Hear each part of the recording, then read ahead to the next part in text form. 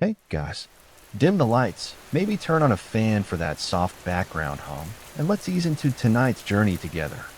Let's begin our journey in ancient Greece, land of philosophers, myths, and oddly specific medical theories. Picture this. You're a woman in 400 BCE, and for weeks now you've been feeling off. Your chest feels tight, your heart races for no reason, and sometimes you get this overwhelming wave of panic. You try to explain it to the local healer, and after some dramatic chin stroking, he proudly diagnoses you with a wandering womb. Yes, you heard that right. The esteemed Hippocrates, the guy who gave us the Hippocratic oath, genuinely believed that women's wombs had minds of their own. According to him, if a woman became too emotional, too anxious, or even too celibate, her uterus might just pack its bags and start roaming around a body like a lost tourist, up toward the chest, down to the legs, wherever it fancied, really. And the symptoms that followed, dizziness, breathlessness, trembling, were the result of this nomadic organ wreaking havoc. Now the treatment. Not exactly what you'd hope for. No cozy blanket or herbal tea. Instead, doctors would waft pleasant-smelling herbs near the pelvis and foul-smelling ones near the nose, trying to lure the womb back to its rightful place. Imagine lying there while someone waves burning garlic under your face like they're trying to perform a seance for your uterus. All very scientific, of course, and in a society where women couldn't vote on land, or even wear pants. This bizarre diagnosis was the only explanation people had for female distress. Anxiety wasn't seen as a mental or emotional experience. It was reduced to rogue reproductive behavior. To be fair, the Greeks were working with what they had. No brain scans, no serotonin theory, no trauma-informed care. But still, blaming everything on a misbehaving uterus. That's like your car breaking down and the mechanic saying, yes, the cup holder is wandering again. The truth is, ancient women were feeling deep grief, fear, stress, and uncertainty. But instead of being asked how they felt, they were handed incense and told their womb was misaligned. And so the silence began, not just of misunderstood symptoms, but of unheard stories. Now we drift into ancient Rome, where civilization was advancing, plumbing was impressive, and compassion was, well, still under construction. If you were a Roman woman struggling with anxiety, there was no therapist to call, no hotline to reach out to, and certainly no relaxing bath bomb to toss in the aqueduct. Instead, you'd be told to get married or have a child or both. Quickly. Because according to the medical minds of the time, who were surprised, almost exclusively male, your emotional distress was caused by your uterus being underemployed. They didn't call it anxiety. They called it furor uterinus, which sounds like a Roman battle formation, but was actually their term for female emotional instability. And if you cried too much, spoke out of turn, or seemed generally agitated, well, maybe you were just failing at your womanly duties. The cure? Childbirth. Repeatedly. One Roman physician, Cyrenus, who actually wrote a gynecological textbook, recommended that women avoid strong emotions altogether. Just stop feeling things. Problem solved. He also advised husbands to be gentle, which in Roman terms likely meant not yelling during dinner. If you were a wealthy Roman woman and showed signs of anxiety, you might be prescribed wine and music. Not terrible until you remember that the diagnosis was still rooted in a belief that your womb was malfunctioning, like a broken machine in a bakery. For poorer women, the remedies were more direct. Herbal mixtures, spiritual rites, were being ignored entirely. And heaven forbid you question your husband's authority, or didn't smile at dinner, or cried too long after miscarriage. That might get you labeled unstable, or worse, accused of being possessed by spirits or influenced by the gods. Nothing says compassionate care like a priest waving chicken bones around while you sob on a marble bench. So while Rome gave us roads, laws, and architecture, it gave anxious women nothing but shame wrapped in olive leaves. Their pain was medicalized, moralized, and then minimized, because in the end, no one asked what they were going through. They just asked when their next child was due. Now let's walk softly into the shadowy corridors of the Middle Ages, a time when knights roamed, plagues bloomed, and if a woman had anxiety, it probably meant Satan was renting space in her soul. Medical understanding didn't just stall during this period, it practically reversed into oncoming traffic.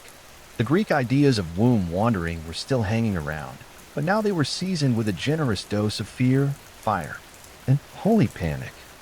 Women who experience what we now call anxiety, trembling, crying, panic attacks, intrusive thoughts were often seen as spiritually compromised.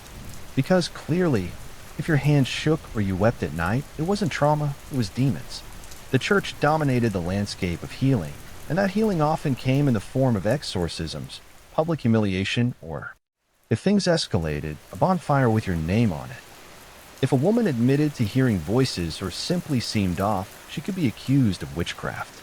Herbal remedies, suspicious. Knowledge of the stars, satanic. Crying too much, clearly a gateway to evil. In this era, anxiety wasn't just misunderstood, it was feared. And fear in the wrong woman's body could get her locked in a convent, dumped in a river, or tried in a courtroom where the evidence included she looked weird during Mass. There were also monasteries and infirmaries where nuns attempted to care for women with mental distress. But without any true understanding of the mind, treatment usually meant long prayers, isolation, and fasting, because nothing soothes the soul like low blood sugar and total silence. And let's not forget the diagnostic tools of the day. If your anxiety caused you to faint or tremble, someone might press a cross to your forehead and see if you flinched. If you did, well, say goodbye to your goats and prepare to meet the village torchbearer. It's tragic, really. These women weren't witches or sinners or hostiles for demonic spirits. They were people in pain, people trying to breathe through sorrow, trying to sleep through dread. But in a world built on fear, a woman who trembled became a threat, and threats were burned. Not understood. Other Renaissance, a golden age of rebirth. Art, science, literature. Everything was being rediscovered. Except, unfortunately, compassion for women's mental health that apparently stayed locked in a medieval cellar. While Michelangelo was chiseling David and Da Vinci was sketching helicopters, doctors were still trying to figure out why women had feelings. And surprise, the leading theory was still the same tired villain. The uterus. Though ancient texts resurfaced, they were often filtered through newer, more refined interpretations, which is a fancy way of saying they still blamed women's emotions on being too female. Anxious. That's because you're not married. Panicking. You need to conceive. Depressed.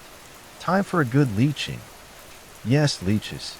Or if you were lucky, cupping, bleeding, or a hot poultice to your abdomen. Doctors truly believed the body needed to be balanced, and for women that meant draining them until their soul quieted down, or at least until they fainted and stopped talking. And the remedies didn't end there. There were also soothing rituals, like being confined to a dark room for days or advised not to read because a woman with too many books might start thinking. And thinking, of course, was hazardous to your womb's stability.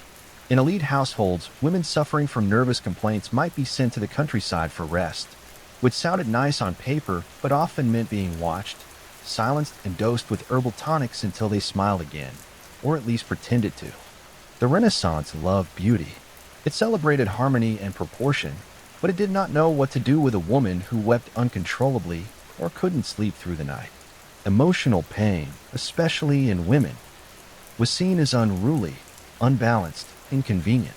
So it was muted, draped in silk, locked behind chamber doors, dismissed as womanly trouble. And in the grand halls where paintings were born and symphonies were composed, women with anxiety walked silently, heads bowed, wondering if perhaps the problem really was inside them. Not the world, not the pressure, not the grief. Just them.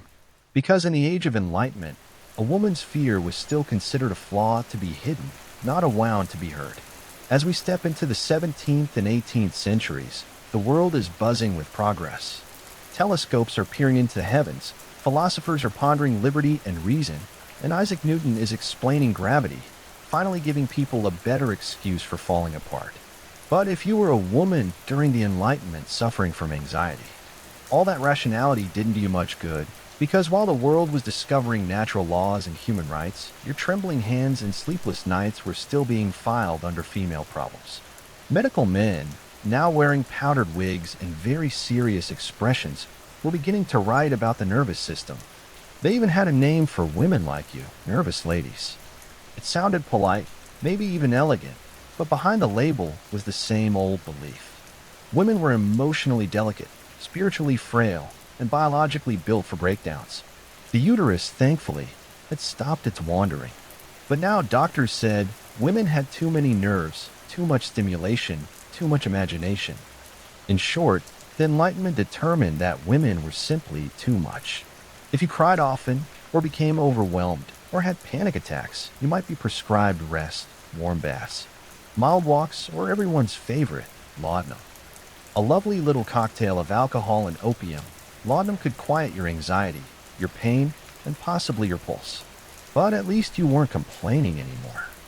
For wealthier women, there were nervous retreats where you'd be waited on by servants while being gently discouraged from reading, thinking, or discussing anything upsetting, such as your own emotions. Poorer women didn't have the luxury of sedation. They simply endured. And if you dared express anger or frustration or, heaven forbid, ambition, you might be considered not just anxious but unstable, dangerous, mad. Your husband could have you confined. No trial, no explanation, just a signature and silence. This was the Enlightenment. Reason for men, sedation for women, public discourse for philosophers, private despair for housewives, logic-built libraries, fear-locked doors. So as the world basked in the light of discovery, women with anxiety sat quietly in the shadows, medicated, misunderstood, and told that their pain was just a passing flutter of nerves. Nothing to worry about. Just breathe and don't think too hard. Now we drift into the 19th century, the Victorian Age, where everything looks elegant on the surface, corsets are tight, manners are tighter, and emotional expression, especially for women, is considered downright indecent. Anxiety hasn't disappeared. It's just been rebranded. Welcome to the age of the rest cure, developed by Dr. Silas Ware Mitchell, a man with a fine mustache and questionable empathy. The rest cure was prescribed to women suffering from what was still broadly labeled as nervous disorders. You felt anxious, exhausted, depressed. The solution? Lie in bed for weeks or months. No reading, no writing, no visitors, no talking about your feelings. Just a plush room, heavy curtains, boiled milk, and the slowly creeping sensation that you might be losing your mind, which ironically you probably were thanks to the treatment. Women were expected to surrender to stillness, to melt into passivity. The movement was a rebellion. The thought was dangerous. If you dared resist, you were said to be resisting healing, which conveniently meant more confinement. This was not a fringe treatment. It was widely respected. Famous writer Charlotte Perkins Gilman went through the rest herself and later wrote The Yellow Wallpaper, a chilling story about a woman driven mad by her forced silence. Spoiler: it wasn't the wallpaper that broke her. It was the cage of polite, padded neglect. And then there were the asylums. If your anxiety didn't respond to milk and mandatory napping, you might find yourself behind the stone walls of a sanatorium. Once inside, women were subjected to ice baths, electrotherapy, and endless observation. Some were given morphine. Others were restrained for days at a time. They're crying too much, talking too fast, refusing to smile. And still, no one asked why. No one asked if she'd lost a child, or endured violence, or simply cracked under the weight of perfection. In the Victorian world, women were supposed to be calm, composed, angelic. And if they weren't, they were hidden away, beautifully, quietly, tragically. Because society wasn't built to treat anxious women. It was built to keep them from disrupting the dinner table. Welcome to the early 1900s, where corsets were loosening, the industrial age was humming, and a man named Sigmund Freud had taken up the peculiar hobby of blaming almost everything on your childhood or your father. Freud, the father of psychoanalysis, offered a revolutionary idea. Maybe women weren't suffering from demons or defective wounds. Maybe it was their minds, their unconscious, their repressed desires, their unresolved issues. Now, that should have been a turning point, a moment of progress. And in a way, it was. Instead of dunking anxious women in cold water or feeding them opium, doctors now invited them to lie on a couch and talk. Revolutionary, right? But before we uncork the champagne, let's talk about how they were expected to talk. Freud and his followers often viewed anxiety in women as the result of repressed sexual desire or internalized guilt, usually directed at their parents. If you were anxious, it was likely because you were suppressing something scandalous. You just didn't know it yet. Were you afraid to leave the house? Clearly symbolic. Having recurring nightmares? Probably a metaphor for your mother. Panic attacks? Definitely something Freudian. Probably phallic.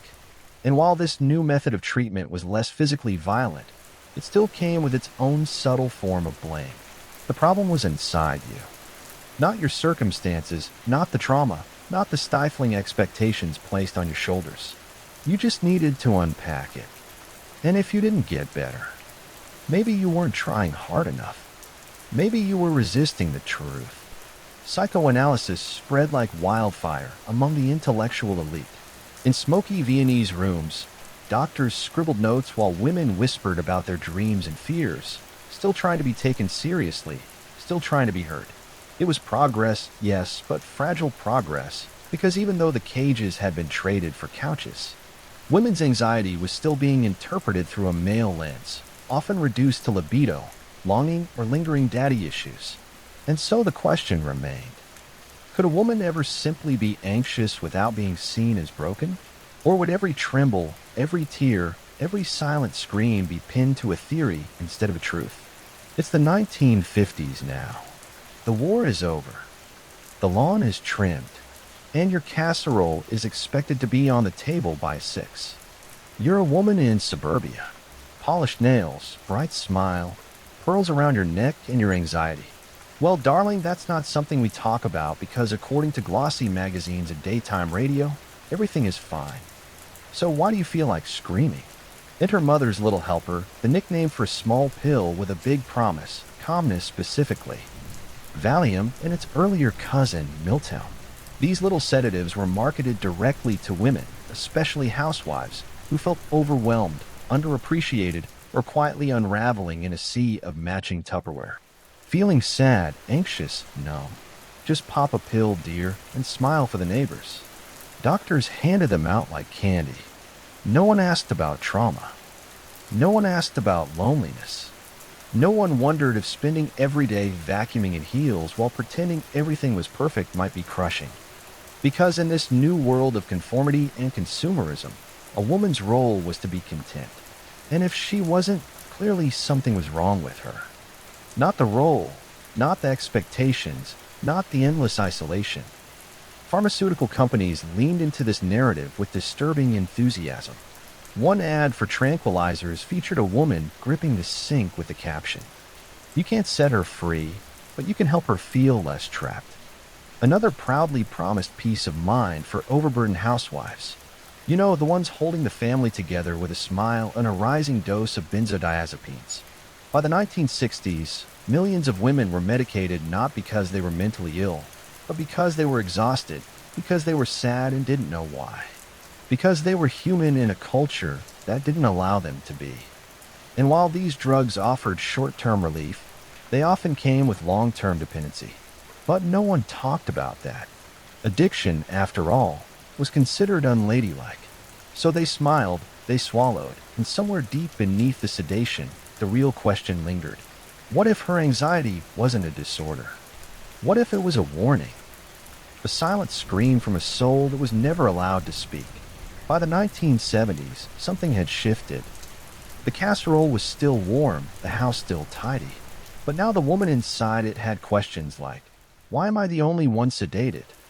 Why does my pain come with a prescription, but not a conversation? And who decided that anxiety was something I should apologize for? The feminist movement was swelling, not with rage, but with clarity. Women were beginning to talk in consciousness, raising groups across living rooms and campuses. They compared notes, and what they discovered was they weren't alone. Anxiety, they realized, wasn't some personal flaw. It wasn't just hormones or hysteria.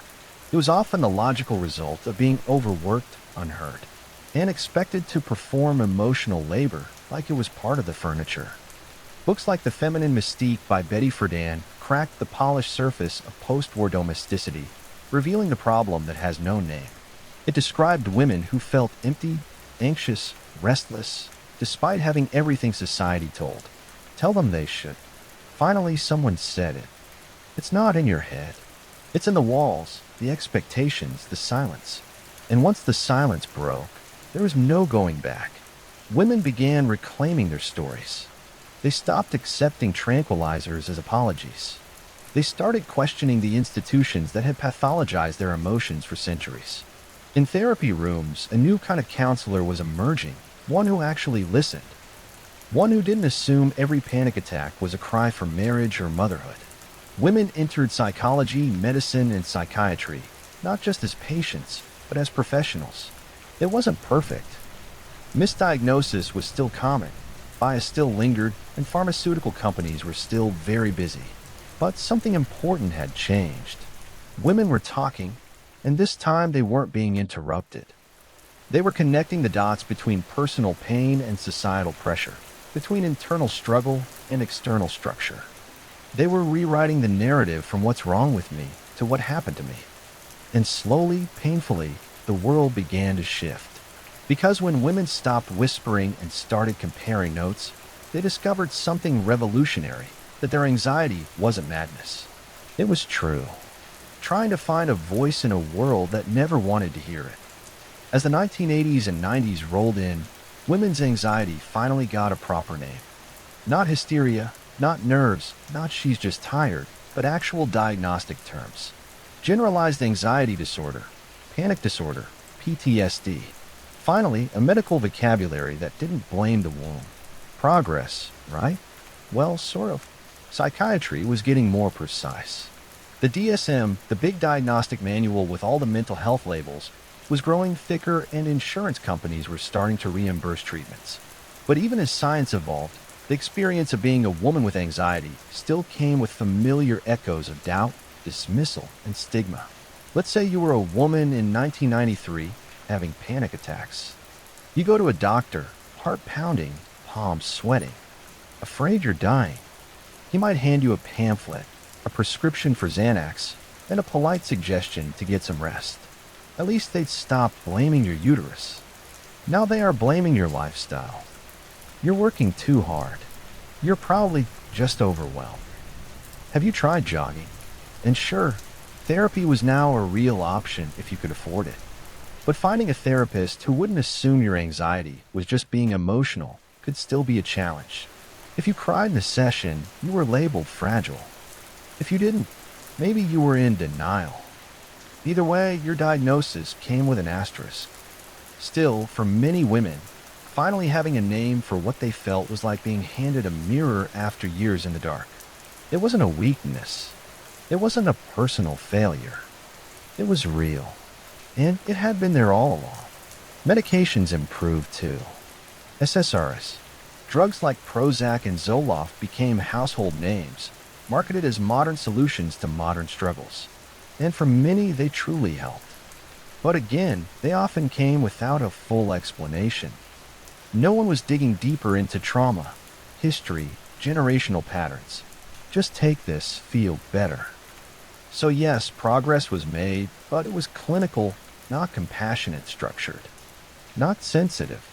The labels were new, but the loneliness was still painfully familiar, because even with names and pills and pamphlets, the question still lingered in the quiet. Will someone ever ask why I'm afraid?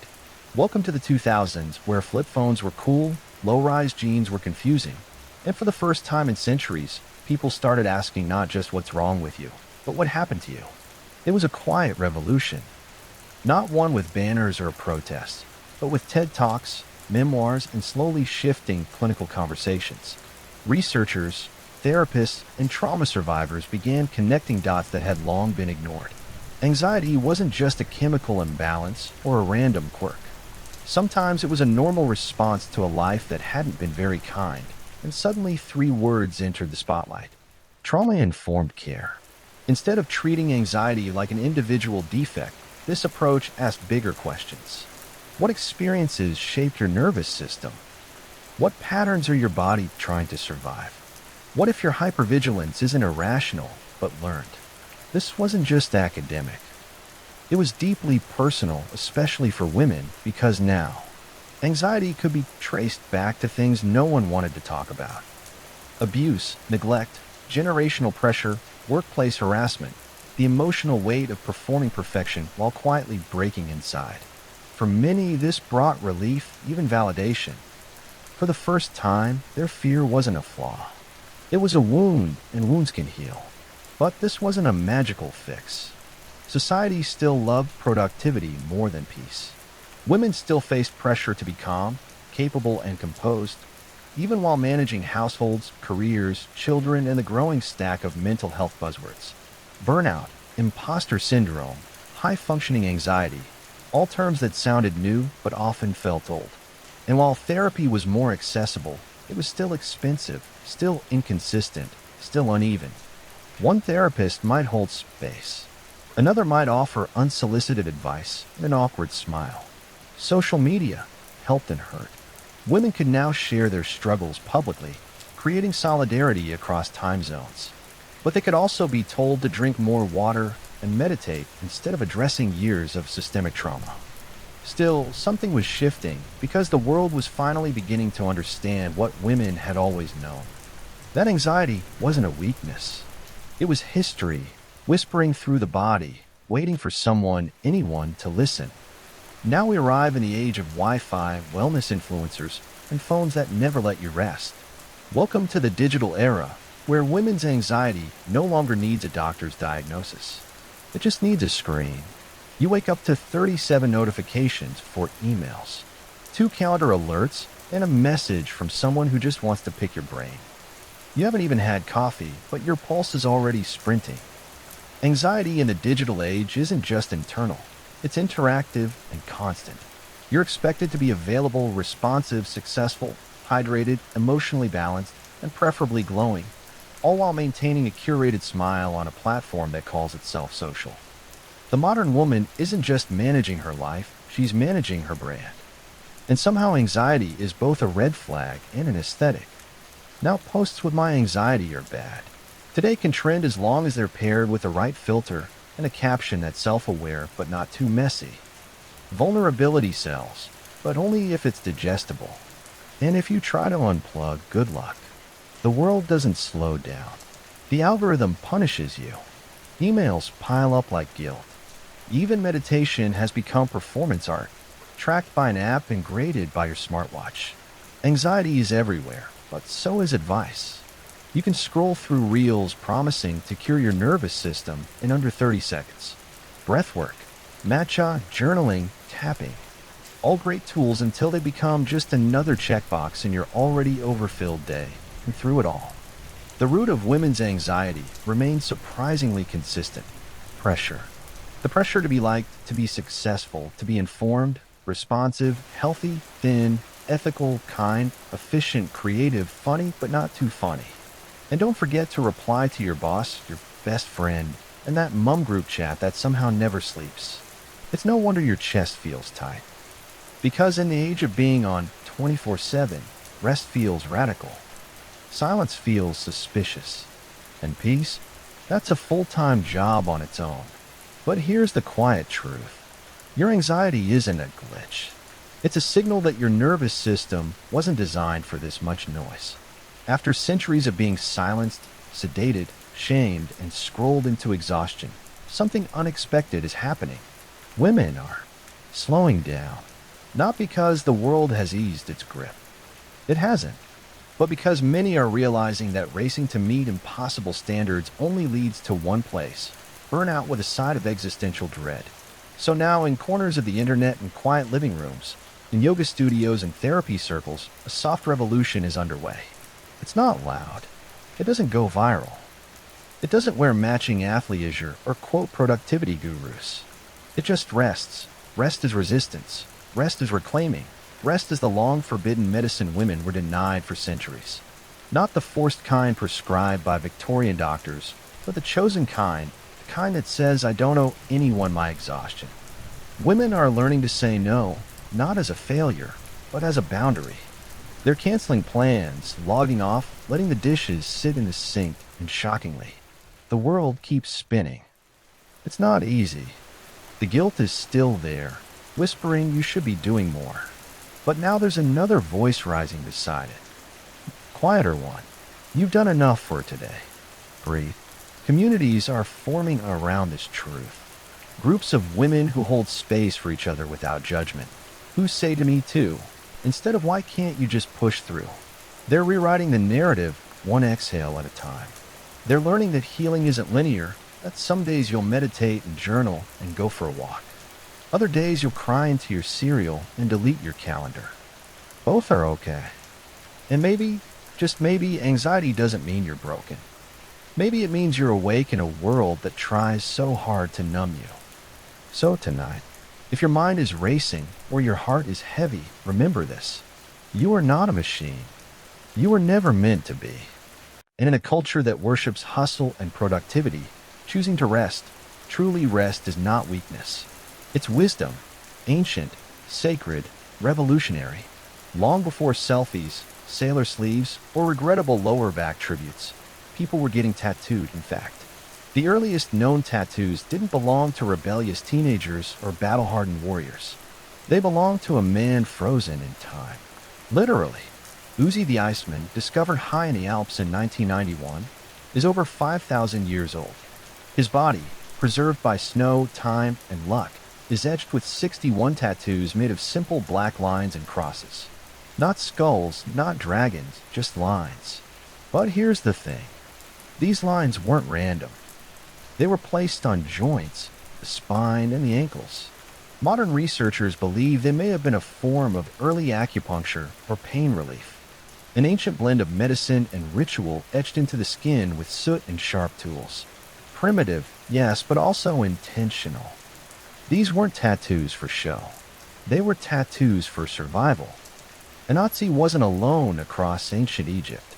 Tattooed mummies, mostly women, have been found with intricate dot patterns across their bodies. Some archaeologists believe they were symbols of fertility, used to protect both mother and child during childbirth. Others think they were signs of devotion to the goddess Hathor. Either way, they weren't ornamental. They were spiritual, protective, worn proudly into the next life in Siberia. Tattooed Scythian nobles were buried in icy tombs, their bodies decorated with mythical animals, deer, panthers, griffins, curling across their arms and torsos in bold black ink. For these people, tattoos were a warrior's mark, a passport into the afterlife, and perhaps a sign of rank. These weren't the first humans to tattoo themselves. They were just the first we've found. And that's the quiet truth of tattoo history. It didn't begin with pop culture. It began with ritual, with pain, with intention. Tattoos were never just about beauty. They were medicine, memory, and protection. Long before ink was rebellion, it was reverence, a sacred thread that wound its way through the skin to tell stories when there were no books, to mark meaning before we had names for things. So the next time you see a simple line of ink, remember someone did that thousands of years ago, with fire and ash, and it meant everything. To understand the soul of tattooing, we have to drift across the ocean to the islands of Polynesia, where ink was not fashion but ceremony. In places like Samoa, Tonga, and Tahiti, tattoos were not chosen on a whim. They were sacred, earned, and carried for life. The very word tattoo comes from the Polynesian word tata, meaning to strike, a reference to the sound made by the tapping of ink into skin with carved bone tools. This wasn't a machine. This was the rhythm. Tata was more than body art. It was a rite of passage, often painful, always meaningful. A young Samoan man would lie on a woven mat as the tattooist or tafuga worked for days, sometimes weeks, tapping intricate geometric patterns into his body with sharpened bone and soot.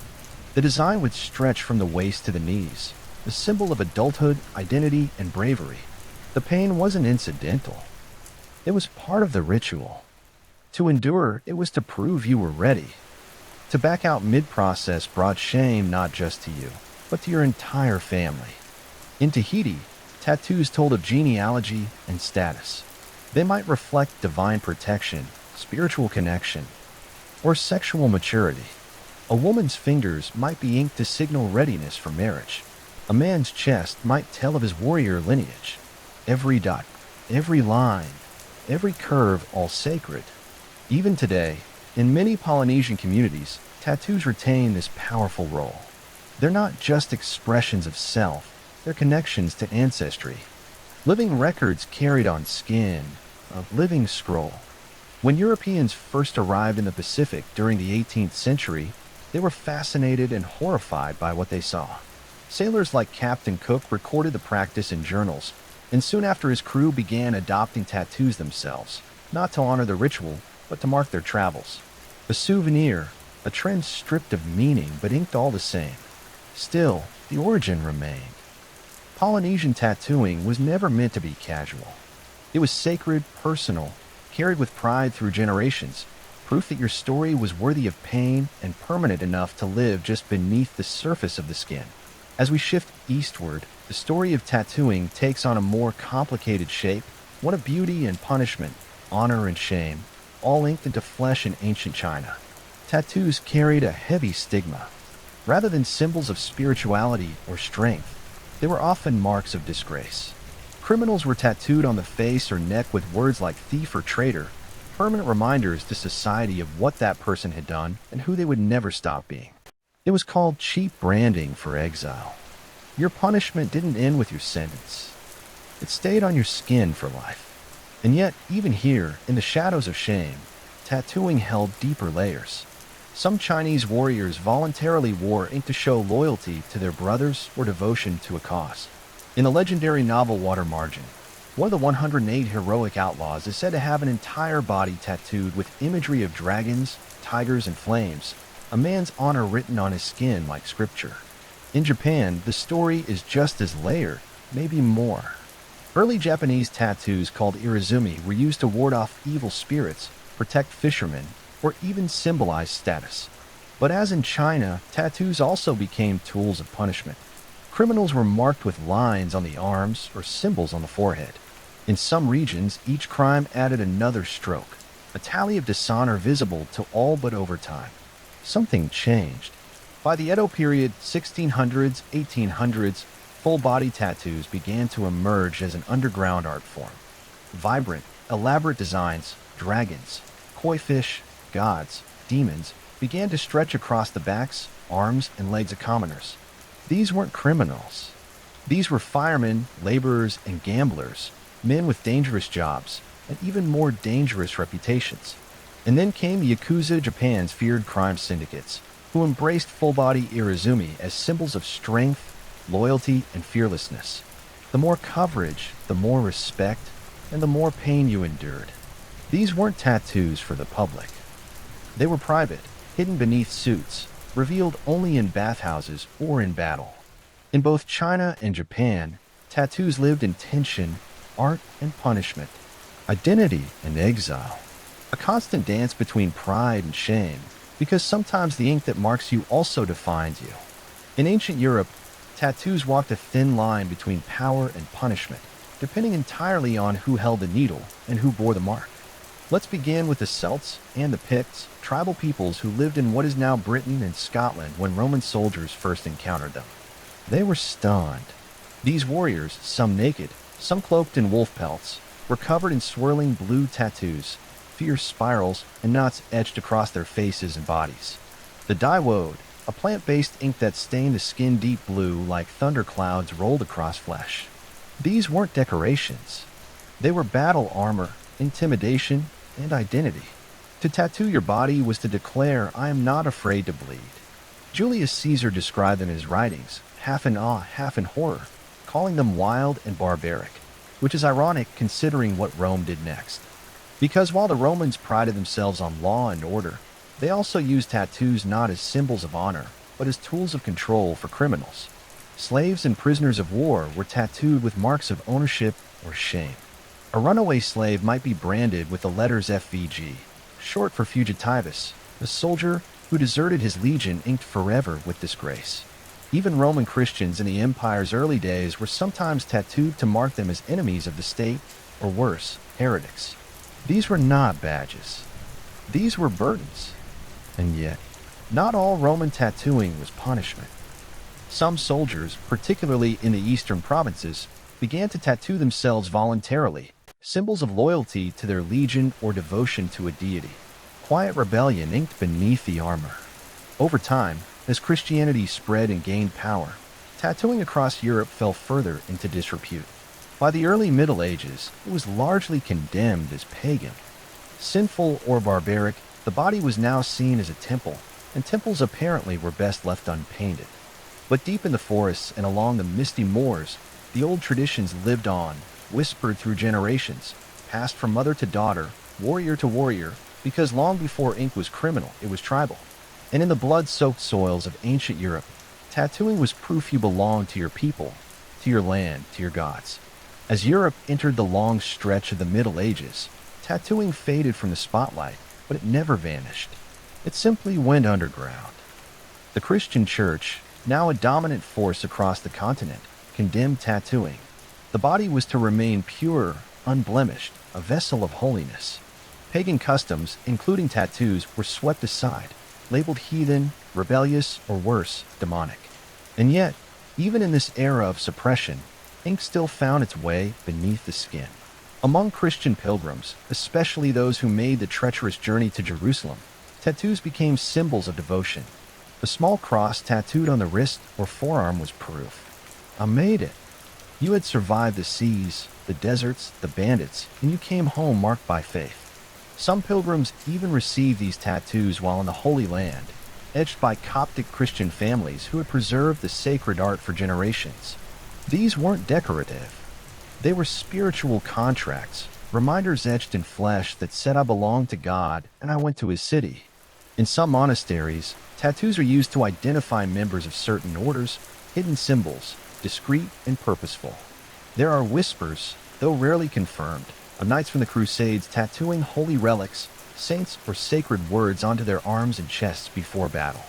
If they were to die far from home, at least their body would bear the mark of heaven. Meanwhile, outside the church's walls, folk traditions endured. In remote villages and forested regions, old customs lingered. Women tattooed protective symbols on their hands during childbirth. Shepherds inked sacred patterns to ward off wolves. These weren't fashion statements. They were prayers with pigment. But still, to be tattooed in medieval Europe was to exist on the edges, spiritually suspect, socially scrutinized. Unless, of course, you were branded by force, criminals, prisoners, slaves. All could be marked. And in those cases, the tattoo wasn't a choice. It was a sentence. So the Middle Ages became a paradox, a time when ink was both forbidden and revered, sacred and shamed. A time when tattoos weren't loud. They were whispers, whispers of faith, of defiance, of the enduring human need to leave a mark, even when the world said not to. As the sails of European ships began cutting across oceans in the 16th and 17th centuries, tattoos returned to the Western world, not through science or religion, but through salt water and superstition. Explorers like Captain James Cook didn't just map coastlines, they encountered cultures where tattooing was sacred, particularly in Polynesia. Cook's sailors, fascinated by the bold patterns and meanings of the tattoo, began getting ink themselves. It was exotic, dangerous, and rebellious. All the things aboard the sailor craved. From there, tattooing spread through the ports like spilled rum. Sailors began crafting their own tattoo culture. Part survival, part tradition, and part bragging rights. A ship's anchor on the forearm meant you'd crossed the Atlantic, a turtle. You'd crossed the equator, officially a shellback, a pig and rooster on your feet, the charm to protect against drowning. Because, oddly enough, those animals were often the only ones to survive shipwrecks floating safely in their wooden crates. Each tattoo had meaning, though the meanings often changed with the tides. An image of a dagger through a heart might mean lost love, or just a rough night in a Caribbean tavern. Holding fast across the knuckles was a prayer for grip, not on life, but on wet rigging in stormy seas. Tattooing became an unofficial language among sailors. No matter your flag, your mother tongue, or your luck with rum, ink could tell your story. It was a shared identity in an ocean of loneliness. In dockside towns like New York, London, and Lisbon, tattoo parlors began to appear. Small, smoky rooms filled with ink pots and tales from faraway lands. These weren't the artists of sacred temples. They were former sailors themselves, often using homemade needles and gunpowder soot. But for men who faced drowning, disease, and mutiny, a little pain for a permanent memory didn't seem so bad. Tattoos became keepsakes, confessions, maps of the places you'd been, and the parts of yourself you couldn't leave behind. In an era when most people's stories faded with time, sailors wrote theirs in ink and let the sea carry them into legend. By the late 19th century, tattooing was no longer just the mark of the sailor or the outsider. Thanks to a spark, quite literally from electricity, tattoos were stepping into the modern world. In 1891, Samuel O'Reilly, a New York-based tattooist, filed a patent for the first electric tattoo machine. Inspired by Thomas Edison's electric pen, O'Reilly's device allowed for faster, more precise work, and with far less blood. Suddenly, tattoos could be done in hours instead of days. Pain was still part of the package, but now the process felt less like surgery and more like art. And with this came a new era. The tattoo as performance. Circus sideshows and dime museums began to feature tattooed men and women as curiosities. There was Captain George Constantinus, the tattooed Greek prince, whose entire body was covered in intricate Eastern designs, and Nora Hildebrand, one of America's first tattooed ladies, whose ink was matched only by the dramatic and likely fabricated tale of her captivity and forced tattooing by a savage tribe. These performers weren't just oddities, they were living exhibitions. Their bodies became walking stories, drawing crowds and challenging Victorian ideas of propriety, especially when a woman removed her sleeves and revealed a serpent curled around her shoulder. Yet tattoos remained taboo among respectable society. If you had ink, it meant something. You'd been to war, to sea, to jail, or you'd run away with the circus. And yet, behind closed doors, the elite were quietly getting tattooed too. It's said that both King Edward VII and his son, the future George V, had tattoos. One with a Jerusalem cross, the other with a dragon etched in Japan. Aristocrats in Europe and even some American high society figures began to explore the novelty of body art discreetly, privately, always with plausible deniability. Tattoo parlors flourished in port cities, but now they began appearing in urban centers too, small studios tucked between barber shops and billiard halls. And while most artists were still men, women were beginning to enter the craft, needle in hand. The ink was spreading, no longer just a mark of rebellion. It was becoming a medium for memory, identity, or simply the thrill of wearing something no one could take away. As the 20th century marched forward with skyscrapers, revolutions, and wars, tattoos continued their quiet evolution, but not always in the light behind prison walls, in locked cells and concrete yards. A new language of ink was being written, not on paper, but on skin. These weren't polished studio tattoos. They were handmade, raw, created with contraband needles, guitar strings, melted plastic, and ink brewed from soot and toothpaste. Painful. Absolutely. Precise. Rarely. Meaningful. Always in prisons across the world, from Russia's gulags to American penitentiaries. Tattoos became a secret code. Every image told a story. Every placement carried weight, a spider web on the elbow, time served, a teardrop near the eye, a life taken or a life lost. 5 dots on the hand, for corners and one in the center meant I am surrounded.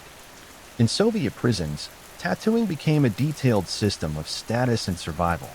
A cathedral inked across the chest could signal years behind bars. Each dome, a sentence, stars on the shoulders, a high-ranking inmate, not to be disrespected, but faking a rank through ink that could get you killed. These tattoos weren't just decoration. They were armor, a resume, a warning, a prayer. In the United States, prison tattoos carried similar weight: gang affiliations, racial lines, territorial claims, and personal losses. The tattoo gun was often a shared tool.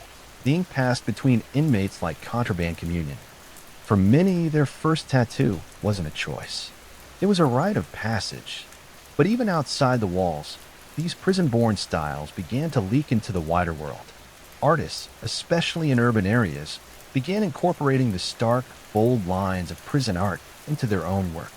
What started as survival behind bars became a style, replicated in shops, immortalized in movies, and echoed in street culture. Still, the stigma clung.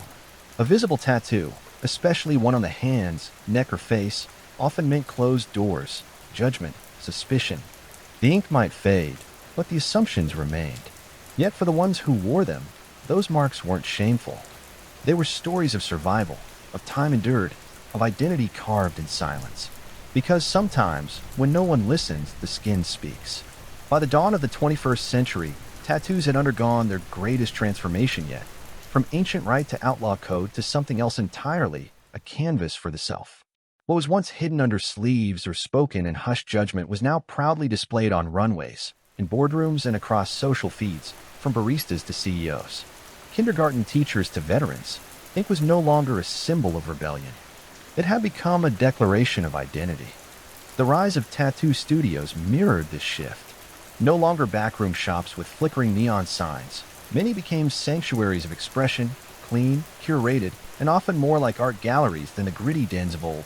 Tattoo artists became celebrities in their own right. With portfolios, wait lists, and fans who flew across countries just to sit in their chairs, styles exploded. Watercolor tattoos, fine-line minimalism, realism so sharp it looked like photographs. Sacred geometry, cultural revival, portraits of pets, loved ones, even entire life stories inked spine to spine. Technology helped. Machines became quieter, needles finer, ink safer, healing faster. But beneath the aesthetics, the old reasons remained. People still came for the same things they always had. Memory, mourning, power, rebirth. Some tattoos marked milestones, a birth, a death, a beginning. Others covered scars, both visible and hidden. Some people tattooed themselves after escaping abusive relationships. Some honored ancestors. Some wrote their survival in symbols they couldn't speak aloud. And yes, some just really liked frogs with cowboy hats. There's room for that too. Across the globe, indigenous tattoo practices began to resurface with pride. Maori Tomoko, Inuit skin stitching, Filipino batik. Ancient forms once shamed or outlawed were being revived by new generations, reconnecting lineage through line work. Yet debates remain. About cultural appropriation, about over-commercialization, about whether something sacred can survive when it becomes a trend. But maybe that's the beauty of it. Tattoos have always existed in tension between pain and pride, permanence and impermanence, who we are and who we want to be. And so we return to where we began, ink pressed into skin. A story told without words, a mark made not for approval, but for truth, and in the quiet, ancient language of tattooing, that's always been enough. The story of the space race didn't begin with a spaceship or a starry-eyed dream. It began with war. World War II had left the planet in ruins, cities shattered, borders redrawn, and two superpowers standing on opposite sides of a new world order, the United States and the Soviet Union. Once uneasy allies emerged as ideological opposites. Capitalism versus communism, democracy versus dictatorship. And in the ashes of Nazi Germany, both sides found something, or rather someone they wanted. Werner von Braun, the German engineer behind the deadly V-2 rocket, was captured by the Americans and quietly whisked to the U.S. under Operation Paperclip. The Soviets, not to be outdone, seized German scientists and research of their own. The spoils of war now included rocket fuel, blueprints, and the mines to make them fly. The Cold War had begun, not with gunfire, but with silence and suspicion. Each side raced to build not only bombs, but delivery systems. Intercontinental ballistic missiles, or ICBMs, became the new symbol of power. Rockets capable of carrying nuclear warheads from one continent to another. But it didn't take long before someone asked a different question. What if we pointed these toward the stars instead? Space became the next frontier, not for exploration, but for domination. It wasn't just about science, it was about symbolism. Whoever reached space first would claim moral superiority, technological supremacy, global. For the Soviets, the challenge was personal. After years of devastation and isolation, they saw space as a chance to prove their strength to the world and to themselves. In the United States, space became a matter of national pride and strategic necessity. Losing wasn't just a failure, it was a threat. And so two nations looked to the heavens, not with wonder, but with urgency. Rockets were no longer just weapons. They were ladders to prestige. And somewhere above Earth's atmosphere, a silent race had begun. A race of machines, a race of men. A race where the finish line wasn't a place, but a dream. It was a clear night on October 4th, 1957, when the world changed, not with a bang, but with a beep from a launch site in the barren steppes of Kazakhstan. The Soviet Union sent a small metal sphere into orbit. It was called Sputnik 1, a shiny aluminum ball no larger than a beach ball, weighing just under 200 pounds, with four long antennas poking from its sides. It had no camera, no passengers, just a radio transmitter that emitted a steady stream of beeps as it circled Earth every 96 minutes. But those beeps echoed like thunder to the Soviets. Sputnik was proof of their triumph. The first artificial satellite ever launched by mankind. The first object made by human hands to break free from Earth's gravity. It was a staggering technical achievement. It meant their rockets worked. It meant they were ahead. To the Americans, it was a wake-up call wrapped in polished aluminum. Panic rippled through the United States if the Soviets could launch a satellite into space. They could launch a nuclear warhead across the ocean. Schools ran duck and cover drills. Headlines screamed of a new red moon. And in living rooms across the country, people looked up and wondered, are they watching us now? Sputnik wasn't just a satellite, it was a signal. It told the world that the USSR had reached space first, and it turned space into a battlefield of prestige, politics, and paranoia. President Eisenhower tried to stay calm, insisting that the U.S. was not falling behind. But behind the scenes, alarm bells rang. Funding for science programs skyrocketed. Congress rushed to create NASA. American schoolchildren were suddenly encouraged to study math and physics, not just to get good jobs, but to defend freedom. Within a month, the Soviets launched Sputnik 2, carrying a passenger Laika, a stray dog plucked from the streets of Moscow. Laika became the first living creature to orbit the Earth. She would not survive the flight, but the message was clear.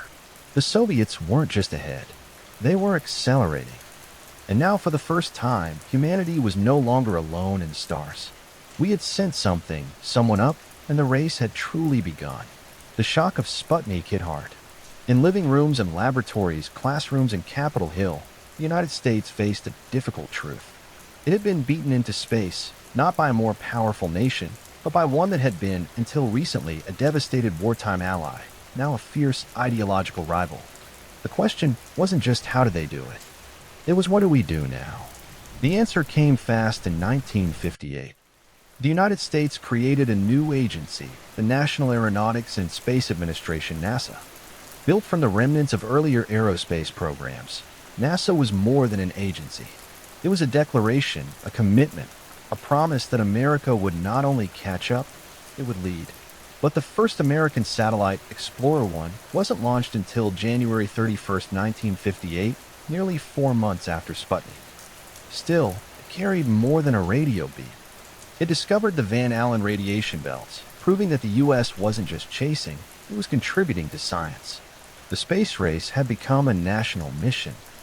Television programs featured space science for children.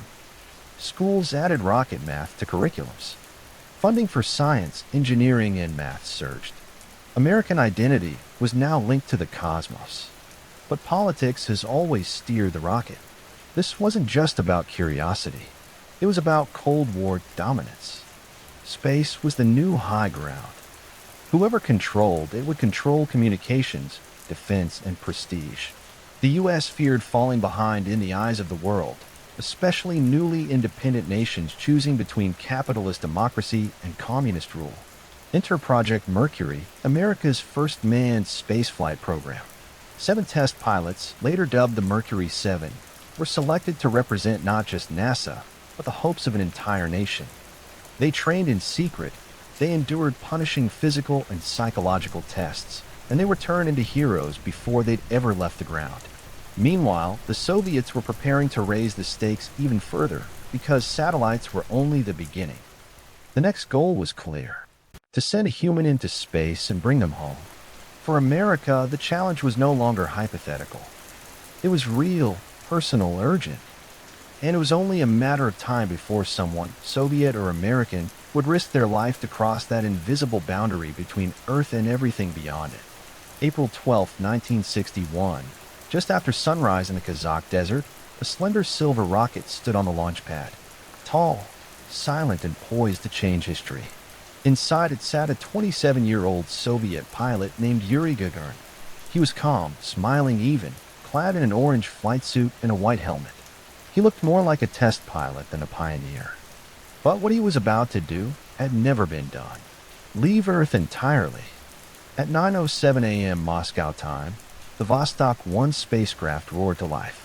Gagarin's voice crackled through the radio with a single word that would echo across the planet. Poyakali, let's go. With that, he became the first human being to enter space.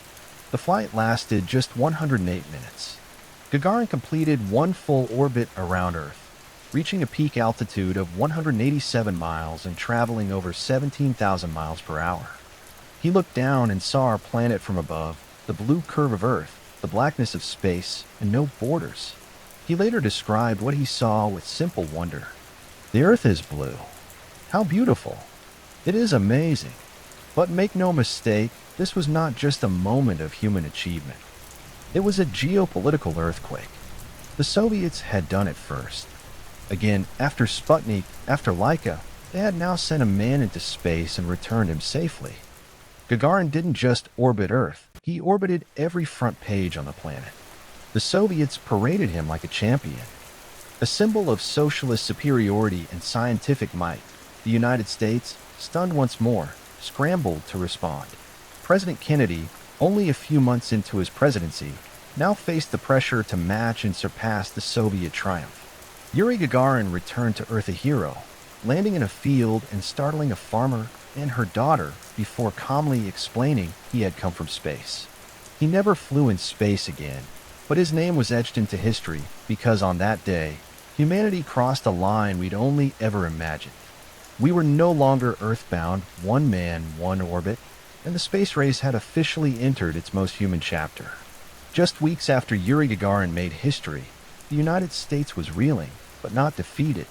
The Soviets had claimed the first victory in human spaceflight, but America had its own plan in motion to match and ultimately surpass the Soviet achievements. America's first step? Alan Shepard. On May 5, 1961, Shepard, a Navy test pilot, climbed into the Mercury Redstone 3 spacecraft nicknamed Freedom 7. Shepard's mission wasn't to orbit the Earth. Instead, his was a suborbital flight, a brief but crucial hop into space. That would prove the U.S. could send humans into the skies and bring them back alive. The stakes were high. Shepard's flight was only going to last 15 minutes, a brief moment in space. But it was a public declaration. The United States was in the race, and it wasn't about to lose it. The countdown began, and at 9:34 a.m., the rocket launched with a roar that shook the ground. Shepard soared upward, climbing to 116 miles above Earth, entering space for just a few minutes.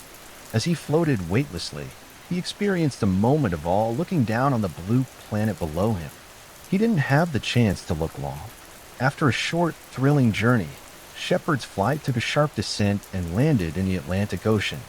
Shepard was immediately rescued by a Navy ship, and as he stepped out of his capsule, he was hailed as a hero, the first American in space. Shepard's flight wasn't as impressive in terms of time or distance as Gagarin's orbital mission, but it was a crucial step in the U.S. space program.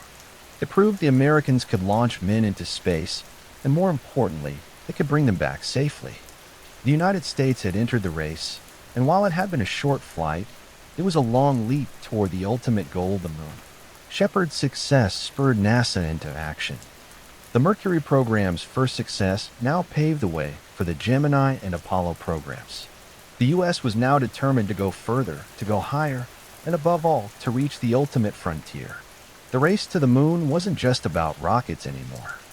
It was about pride, about the human will to reach beyond, and the stakes had never been higher, with Alan Shepard's suborbital flight and the brief but groundbreaking Mercury missions behind them. The United States had proven it could send humans into space. But now NASA had to answer a bigger question. Could they go further? Could they stay in space longer? And most importantly, could they reach the moon? Enter the Gemini program, the bridge between Mercury and the Apollo missions, the critical testing ground for technologies and techniques that would be required to land a human on the moon, launched in 1965. The Gemini program was designed to test the limits of human spaceflight. It was bigger, bolder, and more ambitious. The Gemini spacecraft was twice as large as the Mercury capsule, could carry 2 astronauts, making it the first program to push the boundaries of extended space missions. Gemini's first flight, Gemini 3, took place on March 23, 1965, with astronauts Virgil Gus Grissom and John Young aboard. Their mission was brief, a simple orbit of Earth, but it marked a crucial turning point in human space exploration. Grissom's flight lasted just 5 hours, but it proved that two men could survive together in space, that they could pilot a spacecraft, and that they could manage critical life support systems in orbit. The Gemini missions began to increase in complexity. Gemini 4 in June 1965 marked the first American spacewalk, with astronaut Ed White floating in the vacuum of space for 23 minutes. This was an enormous step forward, demonstrating that humans could operate outside the confines of their spacecraft, a skill that would be essential for lunar exploration. Gemini also introduced the techniques that would make the Apollo mission possible, orbital rendezvous and docking, which were needed for the lunar mission. The program's ultimate goal was to prepare astronauts to operate in deep space, even if it meant spending days in orbit performing complex maneuvers and testing the endurance required for longer missions. By the time Gemini 12 completed its final mission in November 1966, the groundwork had been laid. America was ready for the moon, and the Soviet Union, though still ahead in some respects, had little to show for its efforts in comparison. The United States was gearing up for its grandest challenge yet, a challenge that would not just test technology, but human spirit. The race to the moon was heating up, and the finish line was within reach. The year was 1961.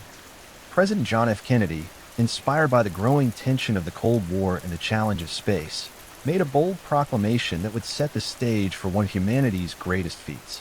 On May 25th, he stood before a joint session of Congress and declared that the United States would land a man on the moon by the end of the decade. The stakes were now clear. It was no longer just about sending humans into space. It was about reaching the moon and bringing them back. This vision led to the birth of Apollo, NASA's program designed specifically for lunar exploration. The goal was unprecedented: to send astronauts to the moon, land them safely, and return them to Earth. The Apollo program was America's full-throttle response to the Soviet Union's achievements, an answer to their dominance in the space race. The first step was Apollo 1, a mission tragically marred by a fire on January 27, 1967, that claimed the lives of astronauts Gus Grissom, Ed White, and Roger B. Chaffee during a pre-launch test. The fire was a devastating setback, but it also spurred an overhaul of NASA's safety protocols and equipment. The Apollo program pressed on with new determination and innovation, learning from the loss of those brave men. In 1968, Apollo 8 became the first mission to send astronauts into lunar orbit. As the crew, Frank Borman, Jim Lovell, and William Anders, circled the moon, they became the first humans to see the far side of the moon with their own eyes, the sight of Earth rising above the lunar surface from the spacecraft's window. It was an image that captured the world's imagination and marked a milestone in human exploration. But the ultimate goal still lay ahead. The world watched as NASA prepared for Apollo 11, the mission that would make Kennedy's dream a reality. Tensions between the U.S. and USSR were palpable, but the United States was determined to reach the moon first. On July 20, 1969. Neil Armstrong and Buzz Aldrin made history. As Armstrong descended from the lunar module and stepped onto the surface of the moon, he famously declared, "That's one small step for man, one giant leap for mankind." The United States had done it. The moon was no longer just a point in the sky. It was a place where humans had stood, a new world conquered. The space race had been won, but humanity's journey beyond Earth was just beginning. On July 20th, 1969, America had done the unthinkable. It had landed a man on the moon. The Apollo 11 mission had fulfilled President Kennedy's promise, and Neil Armstrong's first step onto the lunar surface echoed as both a national victory and a global triumph for humanity. But the space race wasn't over. After the glory of Apollo 11, the question now became, what comes next for NASA? The immediate task was to complete the Apollo program. With 5 more successful moon landings between 1969 and 1972, astronauts explored different parts of the lunar surface, conducting experiments and collecting rock samples that would offer clues to the moon's history. Each mission reinforced the U.S. position as the undisputed leader in space exploration. But while Apollo was successful, it came at an immense cost, both financially and in terms of human lives. The program had consumed resources and attention, and by the early 1970s, political support for further lunar missions began to wane. The Cold War was still intensifying, but the urgency to outdo the Soviet Union in space was fading. As a result, the Apollo program was abruptly cut short after Apollo 17 in 1972. The immediate focus of space exploration shifted to the Skylab program. Launched in 1973, was America's first space station where astronauts lived and worked for extended periods, conducting experiments in microgravity. Skylab demonstrated the viability of humans living in space for extended periods, laying the groundwork for future space stations and deep space missions. Meanwhile, the Soviet Union, despite its initial successes, began to slow its space efforts. Although it had succeeded in sending the first human into space, the USSR never managed to land on the moon. The race was won, but the Soviets continued with unmanned missions to explore Venus and Mars, and even launched their own space station program, Salyut, which eventually led to Mir, a massive orbital research station that became a symbol of Soviet scientific ambition in space. But it was the Space Shuttle program that would define the next era of space exploration. Launched in 1981, the shuttle was designed to be reusable, allowing for multiple missions with the same spacecraft. The shuttle era promised greater accessibility to space, enabling regular cargo and crew missions to low Earth orbit, and eventually the construction of the International Space Station. Despite the promise of these new frontiers, the early shuttle flights were fraught with challenges, and the tragic loss of Challenger in 1986 reminded the world of the risks involved. But space exploration continued, driven by a shared desire to learn, to grow, and to push the boundaries of what was possible. The era of government space agencies, defined by the space race and Cold War competition, began to give way to a new age, one that increasingly saw the involvement of private companies and international collaboration. The end of the Cold War had shifted the focus away from rivalry, but space exploration remained as captivating as ever. In the 1990s, the International Space Station ISS began to take shape in low Earth orbit.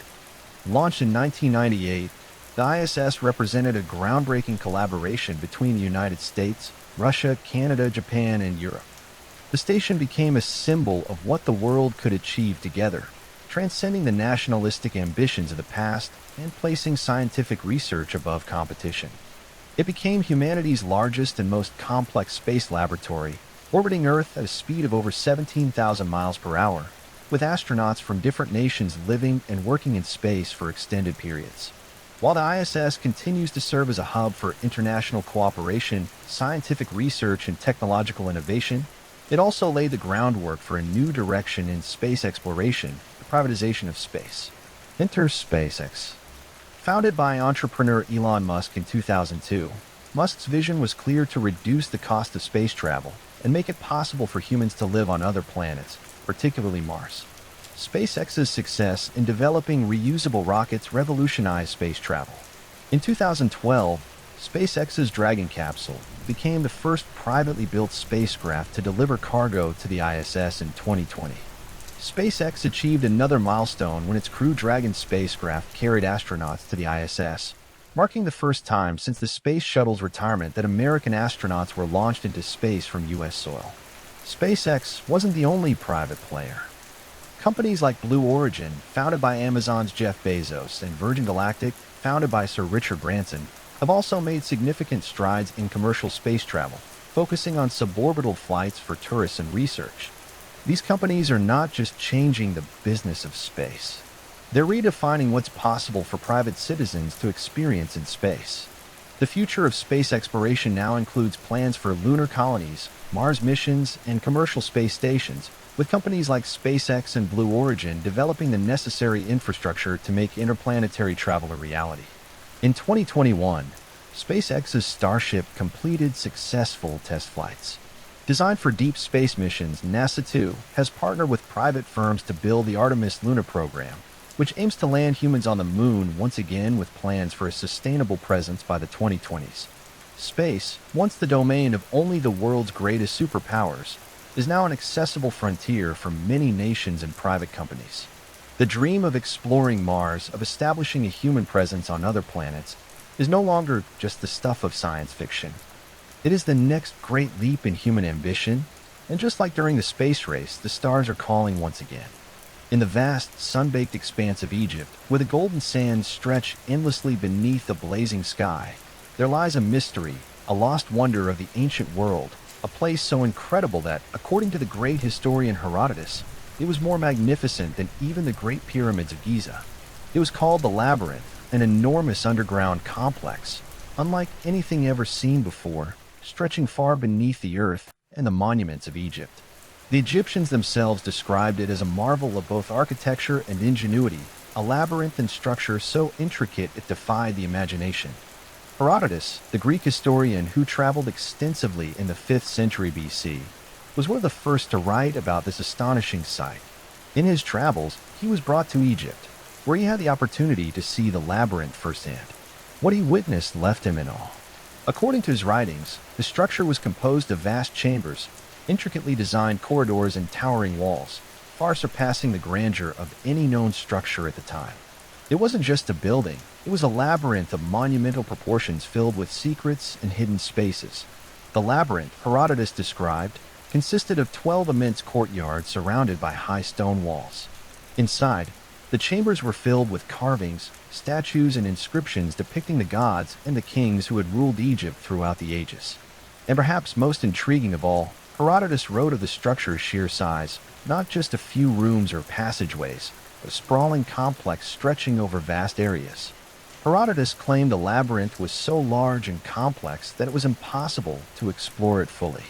He even compared it to the pyramids themselves, noting that it was more wondrous and impressive. But like so many ancient marvels, the labyrinth soon faded from view, hidden beneath the sands of Egypt. Over time, the labyrinth became a legend. Despite its immense significance, it disappeared from history, buried beneath the shifting desert sands, as though the land itself had swallowed it whole. Today, scholars and archaeologists continue to search for the lost labyrinth, hoping to uncover its secrets and unlock the mysteries that have remained hidden for centuries. The labyrinth that Herodotus described was not just a building. It was a masterpiece of design, one so intricate that it seemed to stretch the very limits of human ingenuity, according to his account. The structure was more than just a collection of rooms or passageways.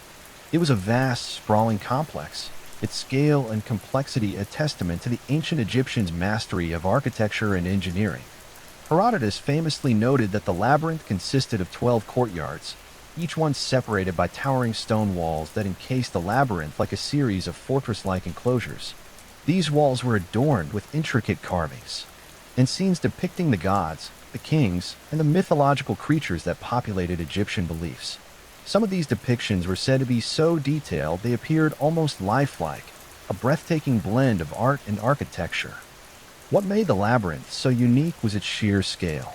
Herodotus described the labyrinth as having a vast network of interconnected chambers, some so large they could house entire villages within their walls. He went on to compare it to the pyramids in terms of magnificence. Though unlike the pyramids, which had a singular focus, the labyrinth seemed to hold endless secrets, each turn, each passageway, leading to another mystery. Herodotus also noted the astonishing number of statues within the labyrinth. These statues were not just simple representations, they were said to be works of immense artistic skill. Some of these statues were crafted to resemble the gods of Egypt, while others were the pharaohs themselves, immortalized in stone. One particularly striking description involved the colossal statue of the god Osiris, which towered over the labyrinth's central chamber, serving as a constant reminder of the divine presence that pervaded the entire complex. Perhaps the most fascinating aspect of Herodotus's account was his description of the labyrinth's layout. The rooms and passageways were not just haphazardly arranged. They were designed to confuse, to create a sense of mystery, a true labyrinth in every sense of the word. Herodotus said it was impossible to explore the entire structure in a single visit. It was too vast, too intricate. He ended his description with an air of awe, noting that the labyrinth was a permanent wonder, one that would stand for millennia. Or so it seemed at the time. But despite the grandeur of Herodotus's account, the labyrinth was lost to history, hidden beneath the sands of Egypt, a mystery waiting to be rediscovered. The legend of the lost labyrinth has haunted historians, archaeologists, and treasure hunters for centuries. Despite Herodotus's vivid description of the magnificent underground complex, the labyrinth's exact location remains a mystery. Scholars have long debated where it might be hidden beneath the Egyptian sands, and whether it still lies intact beneath the layers of time and shifting dunes. Most agree that the labyrinth was most likely situated near Lake Moeris, an ancient artificial lake in the Egyptian desert near the Fayum oasis, about 60 miles south of Cairo. Herodotus himself had mentioned this location as the site of the labyrinth, linking it to the impressive structure built by the pharaoh Amenemhat II during the 12th dynasty around 1800 BCE. The Fayum oasis, with its fertile lands and proximity to the Nile, had long been a thriving area of Egypt, and many believe that the labyrinth was part of a larger temple complex. This complex might have been dedicated to the god crocodile Sobek, whose ancient cult was centered around the area. Some theories even suggest that the labyrinth was built as a temple to Sobek, perhaps to honor his association with the Nile and its cycles. Over the years, various attempts to locate the labyrinth have been made, but the shifting desert sands have provided little in the way of concrete evidence. In the 19th century, British archaeologists and explorers led expeditions into the Fayum region, but they came back with only fragmented remnants and unclear artifacts. They found some curious ruins, large rectangular stone structures, which some believed might have been part of the labyrinth's walls. But these findings were inconclusive, and no one has yet identified a definitive structure connected to the labyrinth itself. In modern times, technologies such as satellite imagery, ground-penetrating radar, and drones have provided new hope for discovering the labyrinth. The desert is still vast, and the sand continues to shift and bury anything that might lie beneath. In recent years, some researchers believe they may be closing in on the labyrinth's location, suggesting that the complex could be buried beneath what appears to be a series of vast, unexplored ruins near the Fayum. Still, the labyrinth's exact location remains elusive, and the possibility of it still being hidden beneath the sand is both tantalizing and frustrating. As with many great mysteries of the ancient world, the lost labyrinth calls out to those who dare to uncover its secrets. The question is not only where it lies, but what treasures or even secrets it might still hold within its walls. The lost labyrinth of Egypt was not just a monumental structure. It was part of a much larger symbolic and spiritual landscape. To understand the significance of the labyrinth, one must consider its relationship to Egypt's other great wonders, particularly the pyramids, which have long been considered the pinnacle of ancient Egyptian architectural achievement. The Great Pyramid of Giza, built for the pharaoh Khufu, stands as a testament to Egypt's power and the complexity of their religious and architectural systems. It is no surprise that Herodotus, when describing the labyrinth, would compare it to the pyramids, considering them both products of the same cultural and spiritual world. While the pyramids are often associated with the burial of kings and the afterlife, the labyrinth may have had a different function, yet equally steeped in symbolism. Some theories suggest that the labyrinth was built as a temple complex dedicated not to one specific god, but to the broader cosmic forces of Egypt, incorporating the various gods and mythologies that govern the cycles of life, death, and rebirth. Like the pyramids, the labyrinth's design could have been tied to Egyptian cosmology. Ancient Egyptians believed in a complex, layered universe, one that blended the material and spiritual realms. The labyrinth, with its vast corridors and hidden chambers, could have symbolized the journey of the soul through the afterlife, much like the pyramids, which were designed as tombs to facilitate the pharaoh's passage into the next life. The comparison between the pyramids and the labyrinth suggests that both were not simply monumental feats of engineering, but symbolic representations of life's great mysteries. Some scholars even propose that the labyrinth might have served a ritualistic function. Initiates would go through a series of trials and spiritual experiences within its corridors, reflecting the journey of the soul through the underworld, a passageway to divine enlightenment, much like the spiritual journey that was symbolized by the pyramids. Moreover, Herodotus himself believed that the labyrinth had an intricate network of passages and chambers, similar in their complexity to the passages inside the pyramids. This idea suggests a deep architectural connection, a shared symbolic purpose to guide both the living and the dead through spaces that blur the boundaries between the material world and the afterlife. Though the exact connection between the labyrinth and the pyramids remains unclear, one thing is certain: both structures embody the grand vision of ancient Egypt, a civilization that looked beyond the physical world toward the mysteries of the cosmos and the eternal. The lost labyrinth of Egypt was not simply a structure built for practical purposes, like a palace or marketplace. Its existence was shrouded in mystery, and the very design of the labyrinth suggests it was a place of profound spiritual and symbolic significance. The complex network of corridors and chambers, its intricate layout, and its scale all point to a deeper purpose, one that goes beyond mere architecture. Many theories suggest that the labyrinth was a sacred site, a place where ancient rituals and religious ceremonies were held. The labyrinth may have served as a temple complex dedicated to the worship of multiple gods, with the Egyptian pantheon of deities playing central roles in its design. The Egyptians were a deeply religious people, and their monuments often carried spiritual meaning, with each structure symbolizing different aspects of the afterlife cosmic order. And the journey of the soul. One compelling theory is that the labyrinth was a representation of the afterlife itself. In ancient Egyptian belief, the journey to the afterlife was complex and treacherous. The soul of the deceased had to navigate the many challenges and obstacles that stood between it and the divine realm. The labyrinth, with its maze-like structure and hidden chambers, may have symbolized the trials and tribulations the soul had to endure in the afterlife. Just as the deceased had to find their way through the winding passages of the labyrinth, they also had to navigate the journey through the underworld, guided by the gods and their faith. The labyrinth could also have been a ritualistic space where priests and initiates underwent spiritual tests and trials. Some speculate that it was the site of ancient Egyptian mystery schools, where sacred knowledge was imparted to chosen individuals. The initiates might have been led through the labyrinth in a carefully constructed ritual meant to mirror their journey of spiritual enlightenment.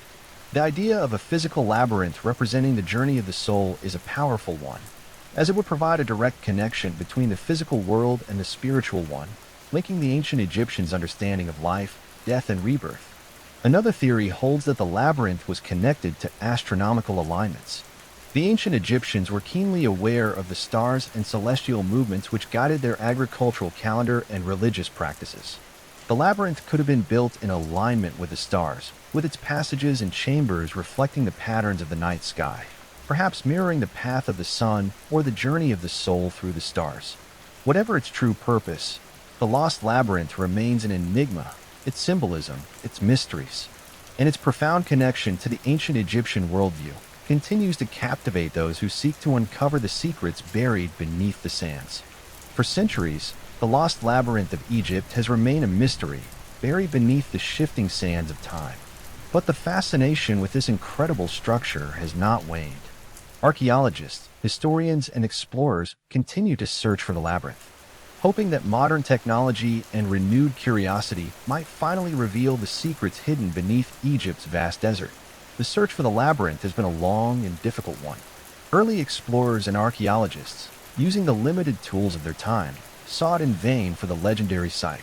In the 19th century, European expeditions ventured into the desert, particularly around the Fayum oasis in Lake Moeris, which Herodotus had indicated as the labyrinth's possible location.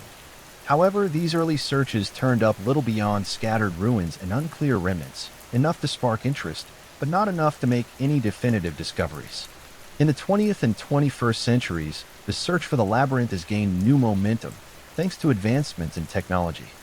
Satellite imagery, ground-penetrating radar, and modern excavation methods have provided fresh tools in the search for the lost wonder.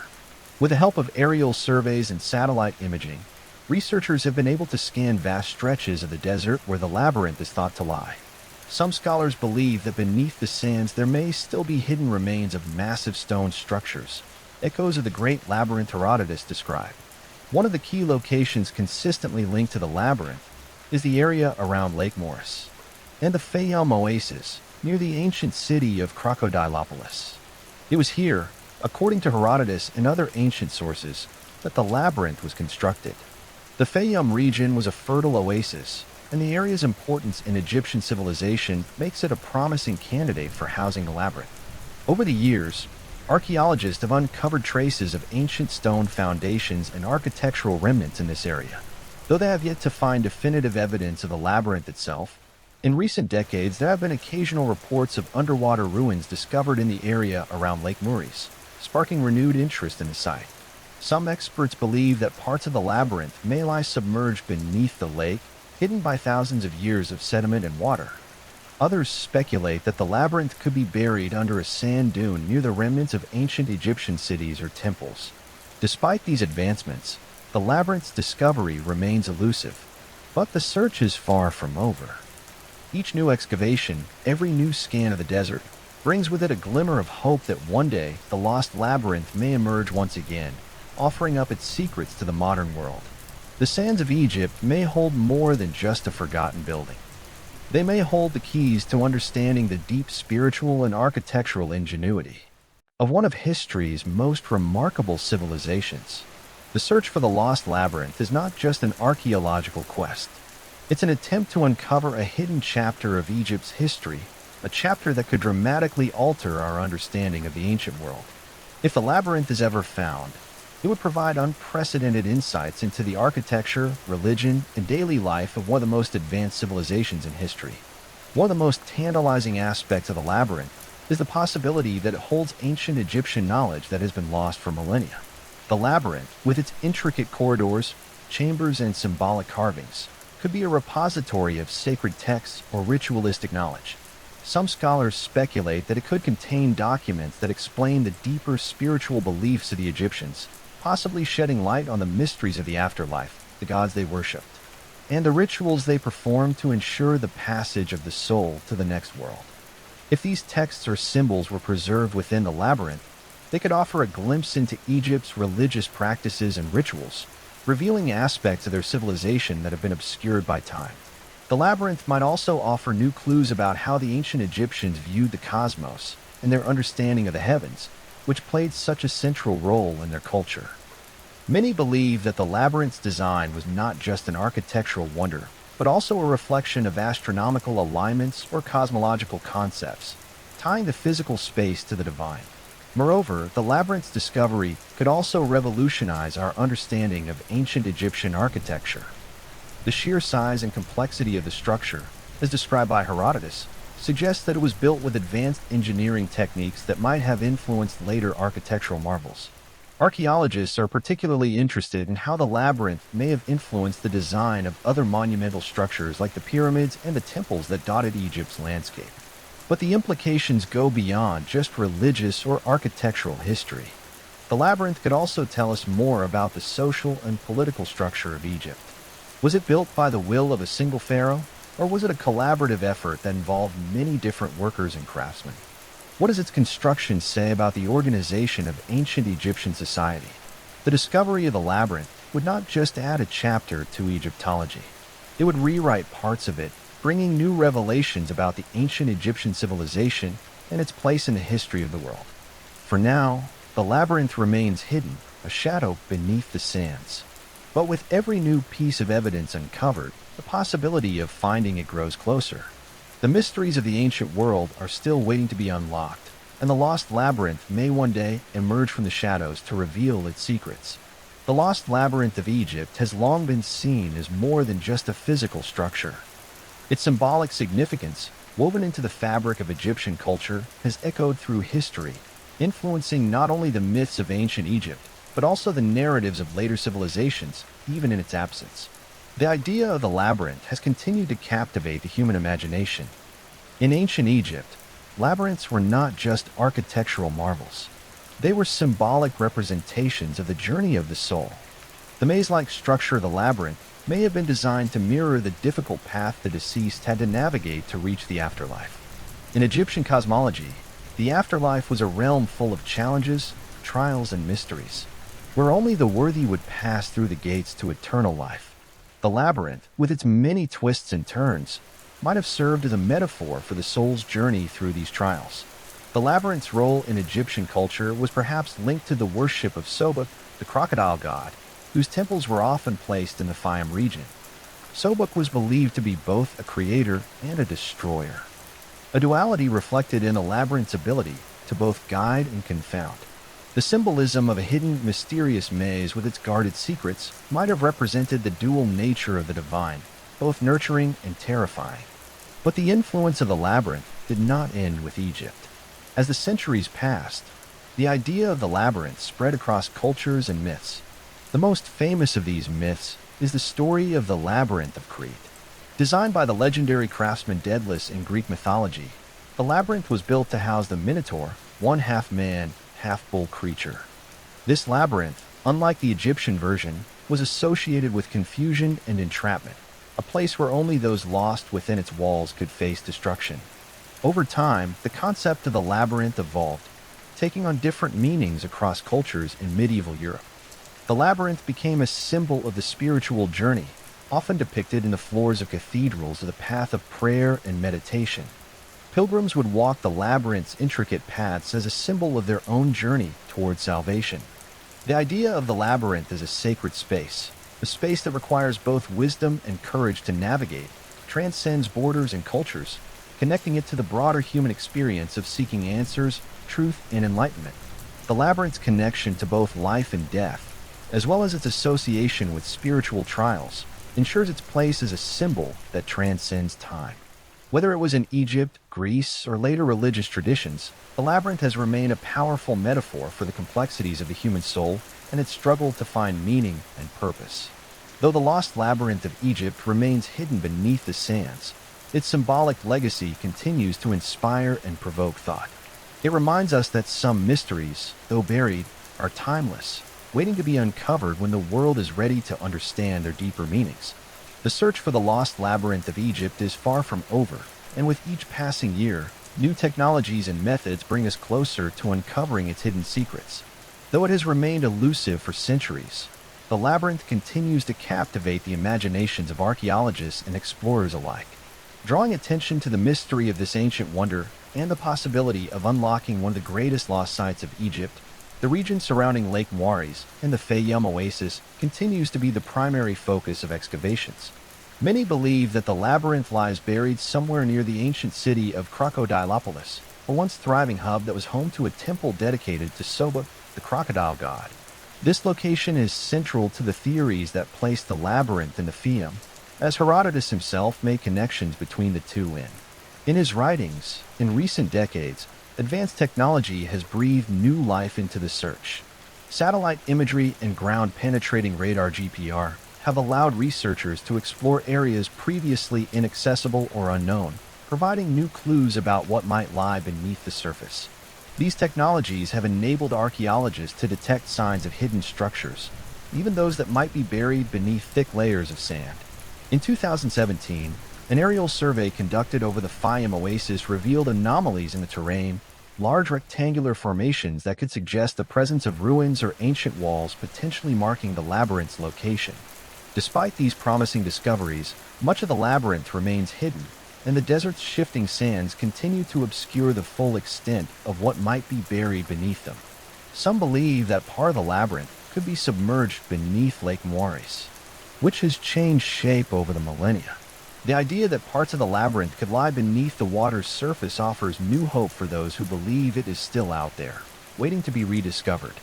King John of England, also known as John Lackland and informally the worst dinner guest in British history, is best remembered for signing the Magna Carta, losing half of France, and somehow still finding time to be wildly inappropriate with most of the nobility's daughters. John's reign, 1199 to 1216, was a masterclass in how not to behave in public office. Politically, a disaster.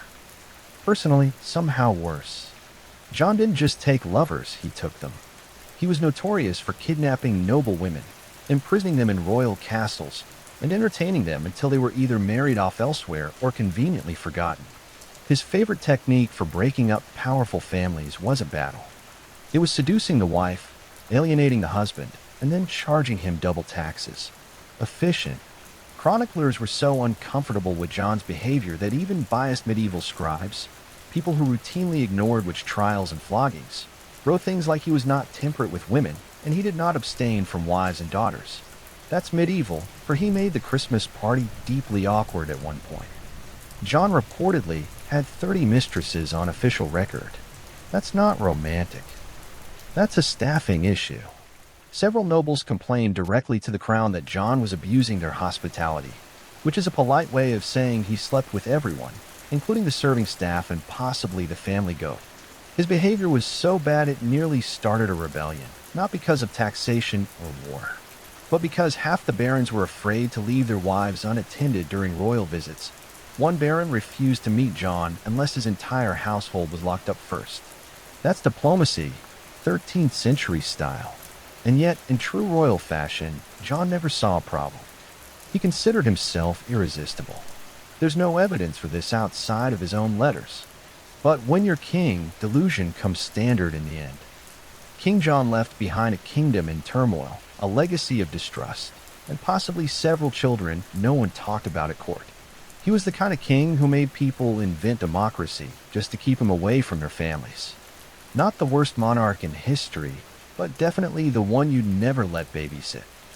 Charles VI of France, also known as Charles the Mad, ruled from 1380 to 1422. And yes, that nickname was earned.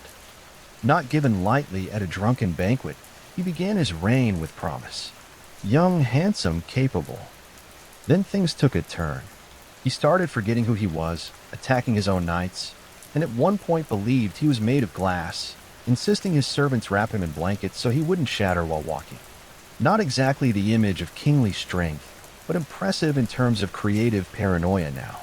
Most kings who believe they are fragile glass figurines usually avoid scandal. Not Charles. He somehow managed to juggle a royal mistress, a paranoid delusion, and civil war all at once. A multitasker. His long-suffering wife, Isabeau of Bavaria, tried to manage the court while Charles did things like run screaming for mirrors and refused to bathe for fear the water might dissolve him. Meanwhile, his mistress, Odette the Chamber de Verre, was quietly moved into the palace, introduced to everyone as his comfort, which was medieval code for don't ask questions, just smile. Odette, for her part, stayed with Charles during his most unhinged years. She must have had the patience of a St. or the property rights of a queen. She reportedly brushed his hair, listened to his glass-based ramblings, and helped him put on multiple layers of padded clothes so he could sit down safely. Nothing says passion like strapping your royal lover into a pillow suit. But Charles wasn't just eccentric behind closed doors. He also hosted court entertainments where things went horribly wrong. During one infamous event known as the Bal d'Arden, his friends dressed as wild men in flammable costumes and danced around with torches. Naturally, someone dropped a flame and several of them burned alive. Charles survived, but his dignity did not. Despite everything, Charles fathered 12 children, several during episodes of apparent lucidity, or at least enough lucidity. Royal chronicles don't clarify whether he remembered their names, but one can assume that naming a child not made of glass was discouraged. Charles VI ruled France into ruin, but more impressively, he managed to make mental illness a royal scandal. And medieval pyrotechnics, all part of the same tragicomic package, and somehow they still let him wear a crown. Peter the Cruel, also known as Pedro the Just, depending on whether you were with him or under a floorboard because of him, ruled Castile from 1350 to 1369. His idea of romance was a curious blend of royal charm, obsessive jealousy, and the occasional politically inconvenient murder. His early love life wasn't exactly Shakespearean. He fell for a noblewoman named Maria de Padilla, whom he may or may not have married in secret. The secrecy part is key, mostly because he was also being married off to other women for alliances, which made things slightly awkward. One of those women was Blanche of Bourbon, a French noblewoman he married, then locked in a castle 3 days later. She spent the rest of her life in prison because Peter decided Maria had prettier hair, or maybe he just didn't like Blanche's accent. Either way, it was an aggressive form of ghosting. Maria, meanwhile, became his lifelong obsession. Even when he married other women, she remained his favorite. When she died, Peter reportedly wept for days, and then ordered that she be declared his legal wife retroactively, just to confuse everyone, and possibly to justify the fact that she had already given birth to 4 of his children. But Peter's passions didn't stop at unannounced annulments and royal kidnapping. He was known for falling in love violently, which is not poetic. It's just dangerous. One of his mistresses, Dona Juana, tried to leave him. She was later found in pieces, as were several of his political enemies and cousins, and occasionally people who made eye contact at the wrong moment. Contemporary accounts mention that Peter sometimes watched executions from his balcony while lounging with a mistress. That's not a charming sociopath. That's an HBO villain with poor impulse control. But even with all the drama, the Castilian court was never boring. Gossip flowed faster than wine, and Peter's relationships blurred the line between passion and vendetta. His idea of romantic gestures included surprise weddings, surprise divorces, and the occasional surprise stabbing. Eventually, Peter was killed by his own half-brother in a rather symbolic act of family therapy. But his reputation as one of Europe's most aggressively unromantic romantics lives on. If love is a battlefield, Peter brought siege equipment. Edward II of England ruled from 137 to 1327, and is best remembered for two things: losing to the Scots at Bannockburn, and showing more affection to his male favorites than to his actual queen. One of those things was considered treason. The other was considered a controversial dinner conversation. Let's begin with Piers Gaveston, Edward's childhood companion, rumored lover, and full-time fashion icon. Piers wasn't just close to Edward. He was elevated to positions of ridiculous influence, gifted estates, titles, and jewelry that frankly matched none of his outfits. At Edward's coronation, Piers wore more sparkle than the royal regalia and upstaged the queen, which is a bold move when your survival depends on nobles not hating you. Spoiler, they hated him. Edward's wife, Isabella of France, was understandably furious. She came with political expectations and a generous dowry, neither of which included sharing the throne with her husband's bestie/possible boyfriend. Edward, however, remained devoted. When the nobles demanded Piers be exiled, Edward sulked, sent him away, then brought him right back like a teenage breakup, but with castles and crossbows. Eventually, the barons had enough and executed Piers. Edward was devastated. Think full-on royal meltdown, mourning clothes, public weeping, the whole medieval soap opera. His grief, however, did not lead to self-reflection. It just made room for a new favorite. Hugh Despenser the Younger. Hugh made Piers look like a subtle footnote. He wasn't just Edward's advisor. He was basically the second king. Land, titles, entire counties. Hugh got them. The rest of the nobility got angry. Isabella, by this point, switched from annoyed wife to full-blown vengeance avatar. She teamed up with a lover of her own. Edward's enemy, naturally, invaded England and overthrew her husband. Edward was imprisoned, stripped of his crown, and possibly murdered by red-hot poker. Yes, that rumor exists. No, we're not discussing the physics of it. Let's just say medieval revenge was rarely subtle. Edward II's reign was less about governance and more about personal drama, so intense it could be a reality show if the Plantagenets had Netflix. His season would have been banned in 3 countries. His mistake, mixing politics with passion, ignoring everyone else, and assuming royal power meant nobody could touch him. Turns out, everyone could eventually. Wenceslaus of Bohemia ruled in the late 14th century, though ruled might be a generous term. He technically held titles like King of the Romans and King of Bohemia, but his real achievements were more along the lines of public nudity, aggressive drinking, and starting fights in his own palace. If you're thinking of good King Wenceslaus from the Christmas Carol, wrong guy. That was his ancestor. This Wenceslaus? Not good, not even vaguely decent.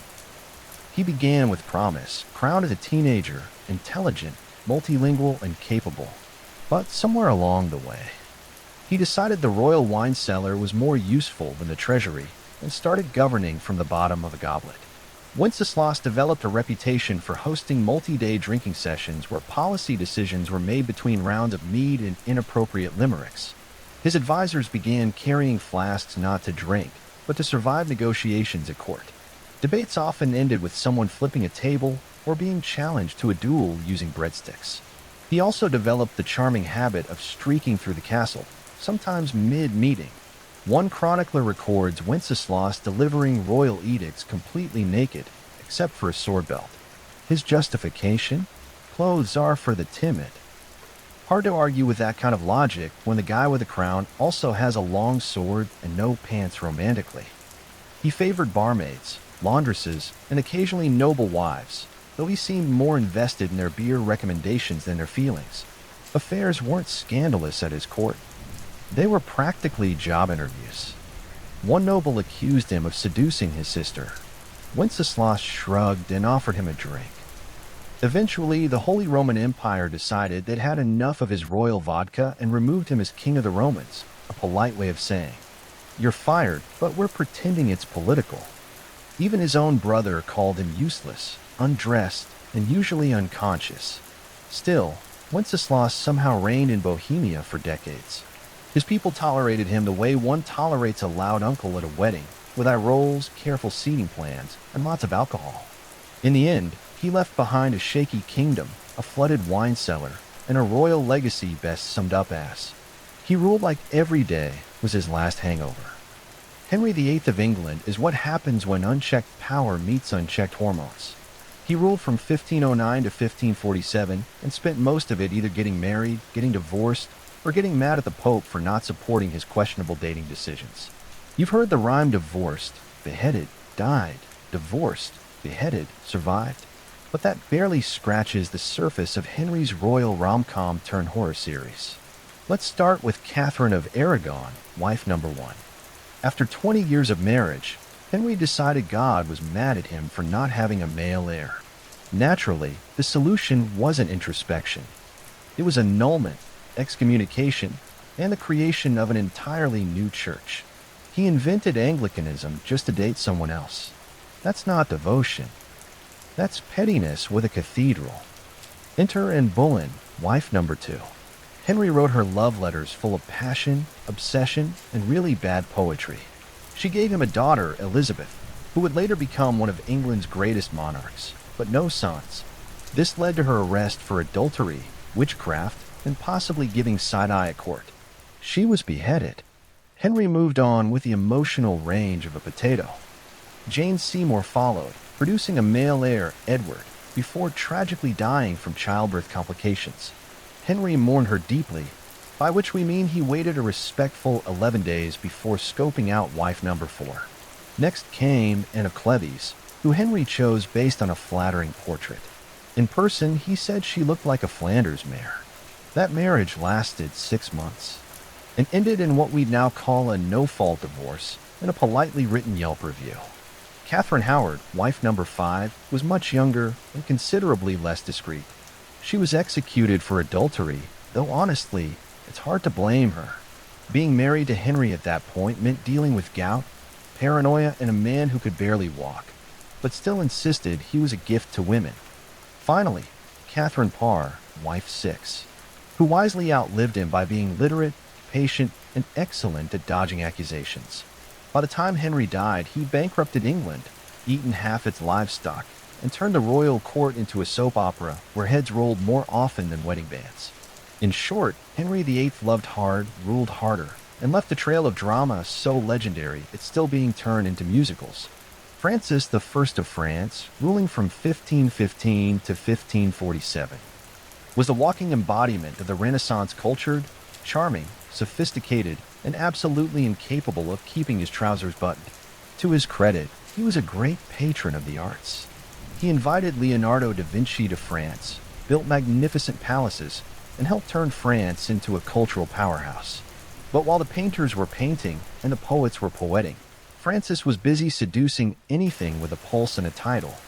His court was famous, or perhaps infamous, for its opulence, but also for being a kind of state-funded dating app. He employed gentlewomen of the bedchamber, a term that should have meant ladies in waiting, but really meant romantic shortlist. Entire political alliances were derailed because Francis accidentally bedded the ambassador's wife. And this wasn't quiet, subtle adultery. Francis was loud about it. He once declared to foreign dignitaries that French kings were expected to be excellent lovers, which is noble sounding until you realize it came from a man who treated treaties and mistresses with the same level of commitment, which is to say temporary. His most famous affair was with Françoise de Foix, a noblewoman who became his official mistress. She was witty, educated, and likely the only woman who could roast him in public and survive, eventually replaced. Because, of course, she was followed by Anne de Pissarro de Haley, a woman whose name sounds like a medieval inside joke and whose political influence was matched only by her ability to outlast the competition. Even his enemies couldn't help but notice. The Holy Roman Emperor Charles V once described Francis as more dangerous in the bedroom than on the battlefield. He meant it as an insult. Francis probably took it as a compliment, and somehow, amid the affairs, banquets, and what can only be described as diplomatic flirtation, Francis still managed to rule effectively. Though his wars were expensive, and his taste in women even more so, the man was nothing if not enthusiastic. His reign was a whirlwind of silk, scandal, and second-hand perfume. Francis I wasn't just a king. He was France's most seductive historical liability, and honestly, he wouldn't have it any other way. Alfonso XI of Castile ruled from 1311 to 1350, and he had one major hobby besides ruling a kingdom: ignoring his wife in the most public, extravagant way possible. His poor, politically strategic wife was Maria of Portugal, noble, well-connected, and unfortunately not Leonor de Guzman, the woman Alfonso actually cared about.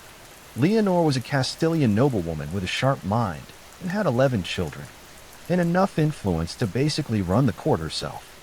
And unlike Maria, she didn't need a crown to feel important. She just needed Alfonso's complete and shameless obsession. Now most kings had mistresses. Alfonso turned him into a shadow queen. He built Leonor palaces, gave her land, took her everywhere. Meanwhile, Queen Maria was left sitting alone at royal events like an unwanted centerpiece, while Alfonso made googly eyes across the hall at his side chick, who was not even trying to be subtle about it. To make matters worse, or better, depending on your tolerance for medieval soap operas, Leonor wasn't just a mistress. She was politically active, negotiating treaties, commanding respect, and producing heirs like it was her full-time job. Which, let's be honest, kind of was. Alfonso refused to even pretend Maria mattered. In fact, he only spent time with her once, and it was purely for diplomatic optics. After that, he retreated to Leonor's estate like a man allergic to marital obligations. This didn't sit well with Maria's dad, who happened to be the King of Portugal. At one point, international relations got so tense over the whole situation that a war nearly broke out. Imagine your in-laws being so mad about your mistress they consider military retaliation. But Alfonso didn't care. He continued parading Leonor around court like a royal trophy, and probably would have kept it up forever if the Black Death hadn't killed him in 1350. That's right, it took a literal plague to end his affair. After Alfonso died, Queen Maria finally had her moment. She had Leonor imprisoned and executed in a move that historians call vengeful, and most of us would call extremely fair. Alfonso's reign may be remembered for military victories, but let's be real. His true legacy was being one of the most publicly whipped kings in medieval history. Philip IV of France, also known as Philip the Fair, and no, not in a personality sense, ruled from 1285 to 1314. His nickname came from his good looks, which were unfortunately not matched by good behavior. Outwardly, Philip was pious, serious, and all about moral reform. Inwardly, he was running a kingdom like it was a very tense reality show, complete with betrayal, secret trials, and a healthy dose of double standards, especially in the bedroom department. His most infamous scandal was the Tour de Nestlé affair, a medieval sex scandal so messy it could have been scripted by HBO. It all started when Philip's daughter Isabella, yes, the same one who would later overthrow Edward II of England, noticed that her sisters-in-law were being a little too friendly with some knights, suspiciously friendly, like matching gift exchange and secret tower rendezvous friendly. Isabella tattled to Philip, who launched a royal investigation with all the subtlety of a sledgehammer. Two of the princesses married to Philip's sons were found guilty of adultery and publicly imprisoned for years, their heads shaved, their titles revoked, and their reputations were completely annihilated. The two knights involved were tortured, flayed, and executed in the public square because nothing says moral leadership like turning a family affair into a medieval snuff film. Now, here's where things get interesting. While Philip was handing out brutal punishments like candy, rumors swirl that he himself kept a few mistresses tucked away in private rooms of the Louvre, no less. Some whisper that he maintained a secret group of young women who were available to entertain visiting dignitaries for diplomacy, of course. But unlike his daughters-in-law, nobody ever questioned the king's private affairs. Because when you're the one writing the rules, It's amazing how sin becomes strategy. Philip also had a special knack for using religion when convenient. He went after the Knights Templar for supposed heresy, but everyone knew it was about their money. It was the medieval equivalent of arresting your banker and calling it divine justice. So yes, Philip may have looked like a model of piety and honor, but behind that sculpted jawline and royal glare was a man with a deep commitment to hypocrisy and a working knowledge of where all the castle's secret doors were. Sigismund of Luxembourg, King of Hungary, King of the Romans, and eventually Holy Roman Emperor, was a kind of man who collected crowns the way other men collected wine goblets, which he also collected enthusiastically, reigning from the late 14th to mid-15th century. Sigismund was smart, multilingual, and politically savvy. He also had a personal life so scandalous it would make a tavern bar blush. To begin with, Sigismund was married to Queen Mary of Hungary, a powerful woman in her own right. But marriage to Sigismund? It was more of a polite formality. He preferred his relationships less lawful, more frequent, and ideally not followed by conversation. His romantic side projects included noblewomen, laundresses, and at least one Italian opera singer long before opera existed, which speaks to his innovative spirit. Court officials often lost track of his mistresses, not because there were so many, but because they changed so frequently. Some historians suggest they just started numbering them. At court, his mistresses had their own quarters, servants, and in one case a private chapel, which is either deeply romantic or just wildly inappropriate, depending on how you feel about praying next to someone's mistress. Sigismund also had a fondness for disguises, particularly dressing as a commoner and sneaking into towns. Sometimes it was for espionage, sometimes to flirt with local women, under the guise of being a very tall merchant. Apparently nobody found this suspicious, despite him being the only merchant with a full entourage of servants wearing royal crests. And yet the man ruled for decades, launched crusades, hosted the Council of Constance, and reformed imperial politics, all while carrying on affairs that would make even Casanova go steady on mate. One ambassador once wrote that Sigismund greets all women as equals, especially in private, which, while vaguely progressive, also sounded suspiciously like an HR violation. But despite his extracurriculars, Sigismund remained immensely popular, mostly because he managed to appear regal in public while quietly running the most chaotic love life in Europe. He wasn't just an emperor, he was a one-man renaissance, equal parts strategist, statesman, and scandal.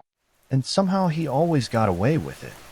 Louis XV of France, known as Louis the Beloved, ruled from 1715 to 1774. And by ruled, we mostly mean he hosted an endless royal after-party where governance was optional and silk bedsheets were not. He started out promising enough, young, handsome, and poised to carry on the legacy of his great-grandfather, Louis XIV.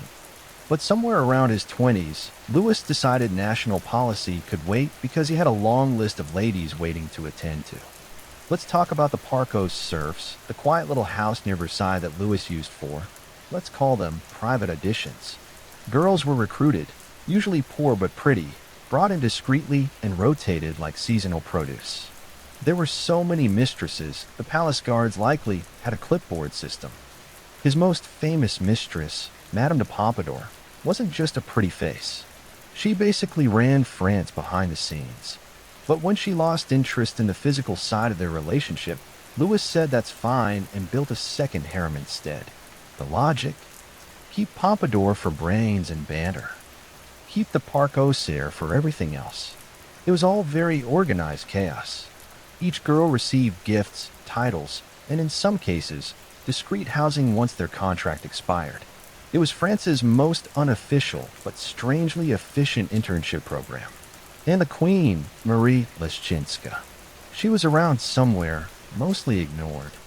Once she stopped having children, Louise treated her like antique furniture, too expensive to throw away, but no longer relevant to the room. The scandal at court was so normalized that nobles didn't ask if the king had a mistress. They asked how many this week. Even foreign ambassadors gossiped in their letters about the turnover rate at Versailles. That's not a monarchy. That's a brothel with better uniforms.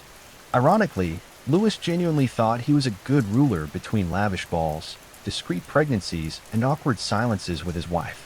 His reign, while not catastrophic, set the tone for his grandson, Louis XVI, who would later lose his head, possibly because Grandpa spent too much time thinking with the wrong crown.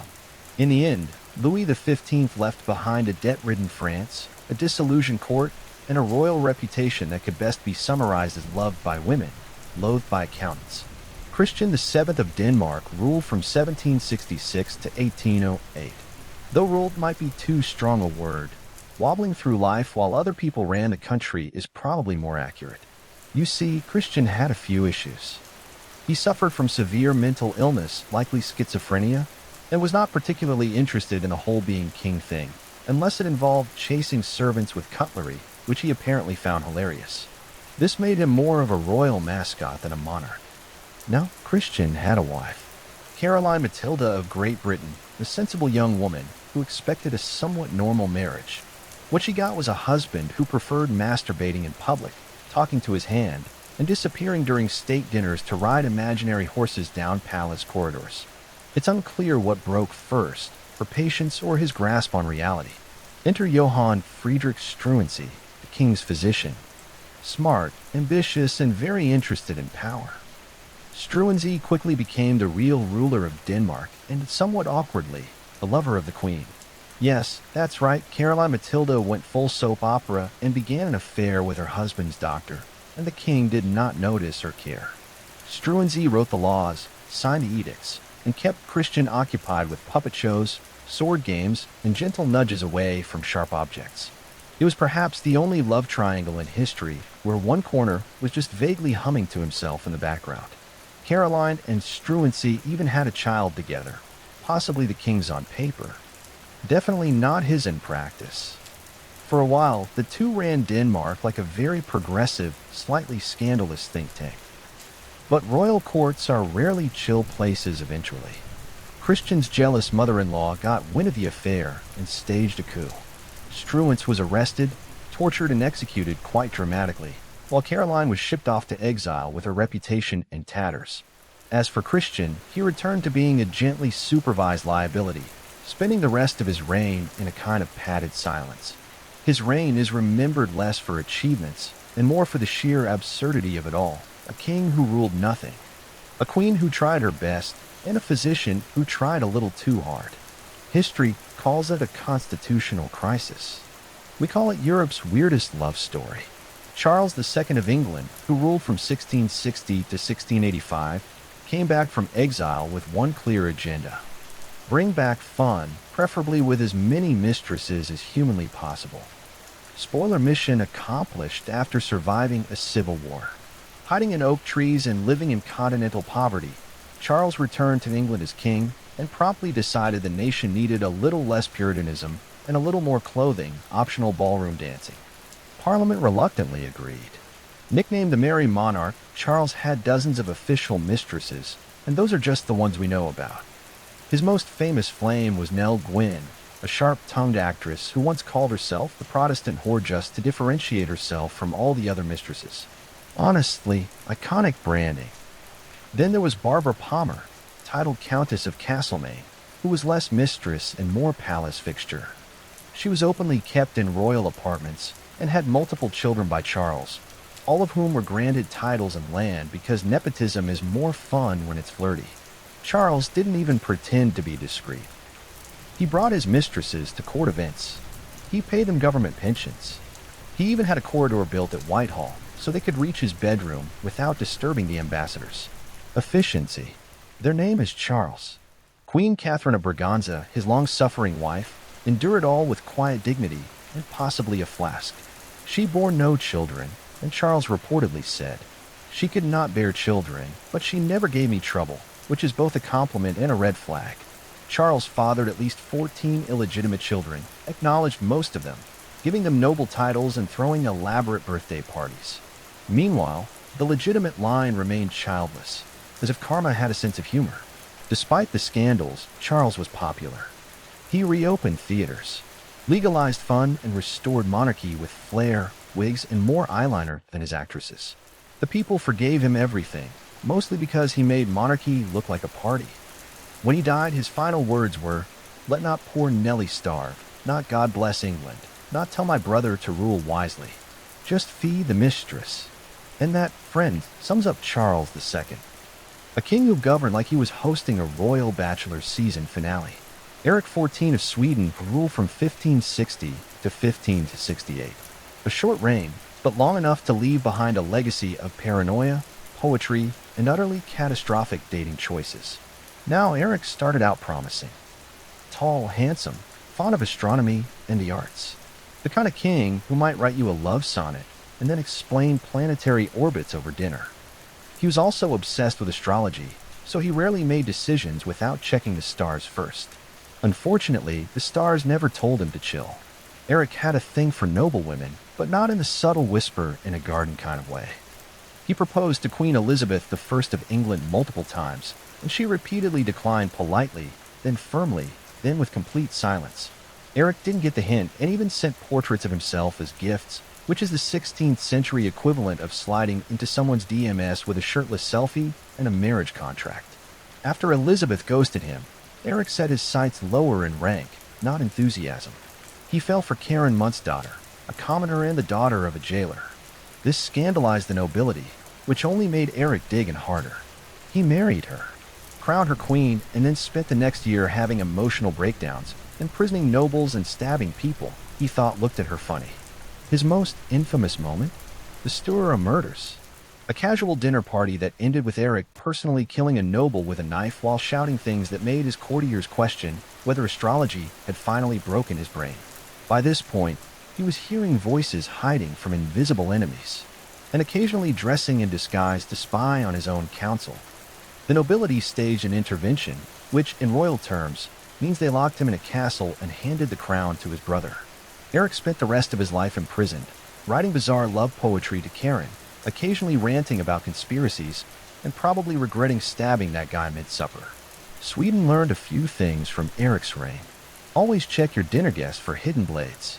Avoid kings who write their own horoscopes. And maybe, just maybe, don't crown the man who insists the moon is whispering about betrayal. Ferdinand I of Naples, also known as Ferdinand of Aragon, ruled from the mid-15th century and brought with him a rare blend of charm, brutality, and a hobby that would make most people cancel dinner plans immediately. On the surface, Ferdinand was a cultured and efficient ruler. He stabilized his kingdom, balanced the budget, and crushed rebellions with impressive speed. But his leadership style leaned heavily into a friendly dictator with a side of psychological warfare. Case in point, his approach to enemies. Most kings exiled traitors. Some imprisoned them. Ferdinand, he preferred to stuff them. Yes, taxidermy of humans after executing rebellious nobles. He had them embalmed and displayed in a private museum underneath his castle. It was called the Black Room, and he gave guided tours to foreign dignitaries, visiting ambassadors, and even potential traitors. Nothing says behave yourself like showing someone your haul of preserved political mistakes. He reportedly enjoyed describing each corpse by name, crime, and expression. Some were posed mid-scream, others had plaques.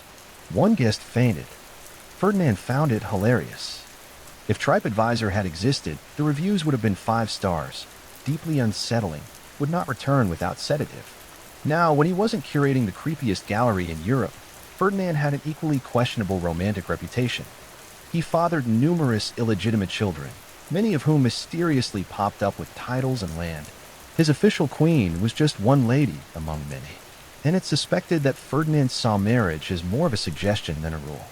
His mistresses ranged from noblewomen to peasants, with the only common factor being his complete disregard for discretion. Royal banquets sometimes doubled as flirtation contests. One ambassador noted that Ferdinand never dined without sampling from multiple courses, political and otherwise. And yet, despite all this, Ferdinand remained popular. His people admired his strength. Nobles feared him, and visiting enemies upon seeing the Black Room quickly lost interest in rebellion. He ruled for decades, died in his bed, and passed the kingdom to his legitimate heirs. Ferdinand's legacy? A stable kingdom, a terrifying basement, and the firm understanding that some kings build alliances. Others collect warning signs in glass cases. The year was 1119. The dust of the First Crusade still clung to the broken stones of Jerusalem. Christian pilgrims were flocking to the Holy Land in droves, believing the sacred city was now safe. But outside the city walls, it was chaos. Bandits prowled the roads, Muslim war bands struck caravans, and travelers were butchered or sold into slavery. The dream of Christian safety in the East was collapsing. That's when a knight named Hugues de Payens, along with 8 companions, made a vow. Not to a king, not to a lord, but to God. They pledged to protect Christian pilgrims with their lives, not just as soldiers, but as monks. They took vows of poverty, chastity, and obedience. No wives, no gold, no lands, just horses, swords, and faith. They called themselves the poor fellow soldiers of Christ and of the Temple of Solomon. A mouthful, yes, but that final phrase mattered because King Baldwin II gave them quarters on the Temple Mount where the ruins of Solomon's temple stood. From this holy ground, they took their name, the Knights Templar. For 9 years, they remained a tiny group, unofficial, underfunded, and dangerously committed. They lived like beggars, borrowing armor, sharing war horses, training like maniacs. But they were disciplined, devout, dangerous, and their reputation began to spread. It wasn't long before their strange blend of monk and warrior caught the attention of one of the most influential men in Christendom, Bernard of Clairvaux. Bernard was no ordinary abbot. He was a spiritual rock star. When he spoke, popes listened. And he saw something divine in these men. At the Council of Troyes in 1129, he helped draft the official rule of the Templars, a rigid monastic code infused with martial purpose. He praised them as the new knighthood, a holy elite who fought not for glory but for God. With Bernard's blessing and the Pope's approval, the Knights Templar were no longer just a desperate band of misfits. They became a religious order with divine sanction. Donations flowed in. Young nobles abandoned comfortable lives to join their ranks from the dirt of Jerusalem.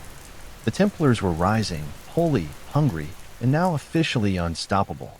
But they had no idea that their greatest blessing, papal independence, would one day mark them for death. With papal recognition secured and their white mantles stitched with blood-red crosses, the Knights Templar weren't just monks with swords anymore. They were the shock troops of Christendom. The Crusader states in the Levant, fragile Christian outposts in a sea of Islamic resistance, were constantly under threat, and the Templars were now the wall that held the tide. Their code was brutal but clear. Never retreat unless outnumbered 3-1. No ransoms, no mercy, no fear. They trained daily, fought with fanatical discipline, and believed death in battle was the highest honor. While most knights fought for plunder and pride, the Templars fought with a terrifying sense of righteousness. They were God's fury on horseback. In the Second Crusade, they proved their worth. While the Sorgonese lords bickered and failed to capture Damascus, the Templars maintained discipline and carved through enemy lines. In skirmishes and open battles, their charges became legendary. It wasn't just their skill, it was their reputation. Muslim commanders began identifying them first in battle reports, those white-mantled devils with the Red Cross. They didn't just fight, they fortified across the Holy Land. The Templars built an iron web of castles and outposts, safe Tortosa and the mighty fortress of Bagras. These were no ornamental estates. Templar castles were militarized strongholds with thick walls, trap-laden gates, and water systems designed to withstand year-long sieges. When armies fled, Templars stayed behind to buy time or die. But their allegiance was not to kings, not to emperors, only to the Pope. And that made them a rare breed, one that rulers both admired and feared. A king could not command them, a baron could not bribe them. Only the Grand Master, chosen from within, could give the order to fight or stand down. They were sovereign in spirit, even as they bled for the cross. And they weren't just recruiting soldiers. They were building a myth. Their ceremonies were secret, their rites austere, their discipline absolute. To many they were holy, to others ominous. And yet their popularity only grew. They had transformed from 9 dusty knights into an elite order spanning continents. But with fame came whispers, and with whispers came. The sword of God had become sharp, but someday it would be pointed at them. They began with borrowed armor and a vow of poverty. But within a century, the Knights Templar weren't just warriors. They were the world's most trusted financial institution. They didn't set out to become bankers. War made them rich. Faith made them trusted, and necessity made them brilliant. It started with donations. Nobles, eager to support the Holy Land, gifted them land, gold, livestock, even entire villages. The Templars didn't just hoard it, they managed it carefully, strategically. They built commanders across Europe, agricultural estates run like efficient businesses. Everything was accounted for.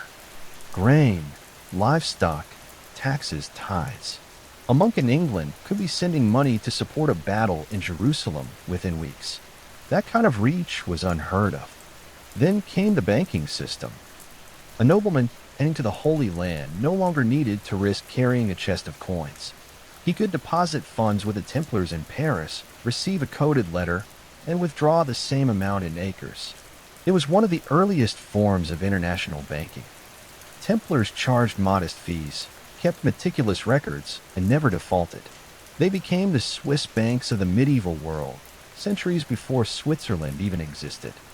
Their clients: kings, queens, bishops, and merchants. They safeguarded the French crown jewels, managed papal finances, funded crusades, ransomed prisoners.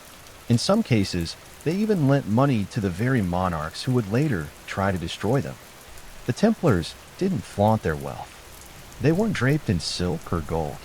Their churches were plain, their vestments humble. But beneath that austerity was an empire of ledgers, vaults, and armored wagons, an invisible hand that touched nearly every economy in Europe. And yet they refused to call themselves bankers. They were monks. Everything they did, they claimed, was in service of God. But the more gold they moved, the more enemies they made. The church turned a blind eye. After all, the Templars answered only to the Pope. But the kings grew nervous. They owed the Templars fortunes and couldn't control them. What began as a mission to defend pilgrims had evolved into something stranger. They were warriors with no battlefield, monks with no monastery, bankers with no kingdom. And while their coffers grew heavier, so did the weight of suspicion. Power without oversight. That's when kings start sharpening knives for all their might. The Templars were fighting a losing war.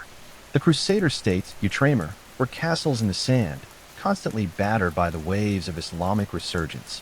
And leading that tide was Saladin, the brilliant sultan of Egypt and Syria. Unlike the disorganized and often petty Crusader lords, Saladin was a unifying force, and he had one goal: retake Jerusalem in 1187. That goal was realized at the Battle of Hattin. The Templars were there, fighting to the last, but they were crushed, outmaneuvered, outnumbered, and surrounded in a searing heat. The Christian army was annihilated. Saladin captured hundreds of knights. Most were ransomed. But when it came to the Templars, no mercy. He executed nearly all of them. To Saladin, they were too dangerous to keep alive. The loss of Jerusalem wasn't just a military blow. It was a spiritual crisis.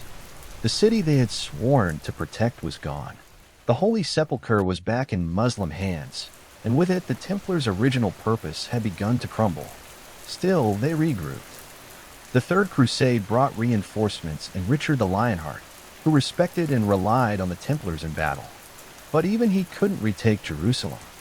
Over the next century, the Crusader states shrank like dying embers. One by one, cities fell to Antioch, Tripoli, and finally Acre.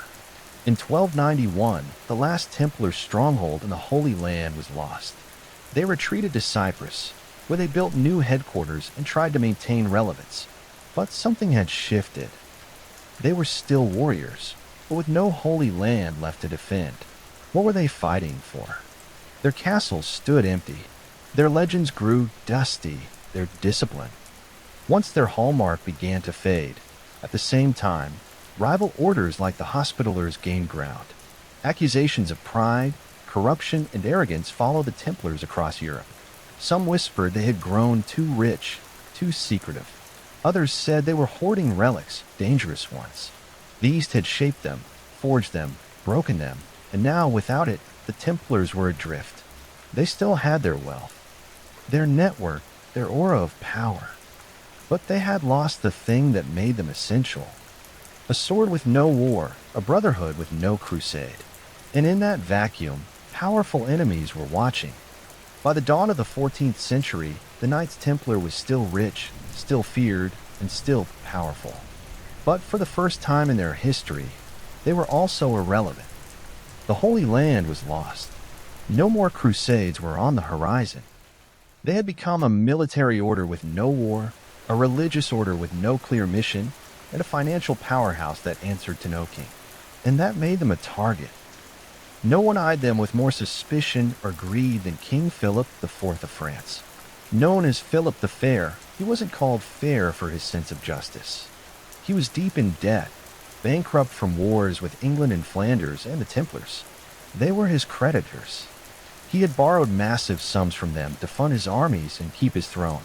But Philip didn't like being in debt, especially to men he couldn't control. Worse, the Templars were politically independent. They answered only to the Pope, not to the crown. They held land in France, but paid no taxes to the king. They had their own fortresses, their own courts, their own armies. To Philip, they were a dangerous state within his state, untouchable, immovable, and unbearably rich. So he began planning.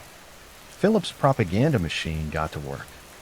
Rumors spread that the Templars worshipped idols, spat on a cross, performed obscene initiation rites. No evidence, just whispers. But in an age of superstition, whispers were enough. He leaned on his puppet pope, Clement V, pressuring the papacy to investigate. Clement hesitated, but Philip wasn't waiting. In secret, Philip orchestrated one of the most coordinated mass arrests in medieval history. He set a date, gathered his soldiers, prepared his torturers, and on one cold Friday morning in October 1307, Friday the 13th, he struck. All across France, Templar knights were seized, interrogated, imprisoned, tortured. Confessions were forced. Some broke within hours. Others resisted until their bodies did. It was treason wrapped in holy justice, and it worked. The public, once loyal, began to turn. The Pope, pressured and humiliated, found himself cornered. The tide had turned not in battle, but in politics, and the warrior monks who once rode into enemy lines now sat chained in dungeons, accused of sins that no sword could defend.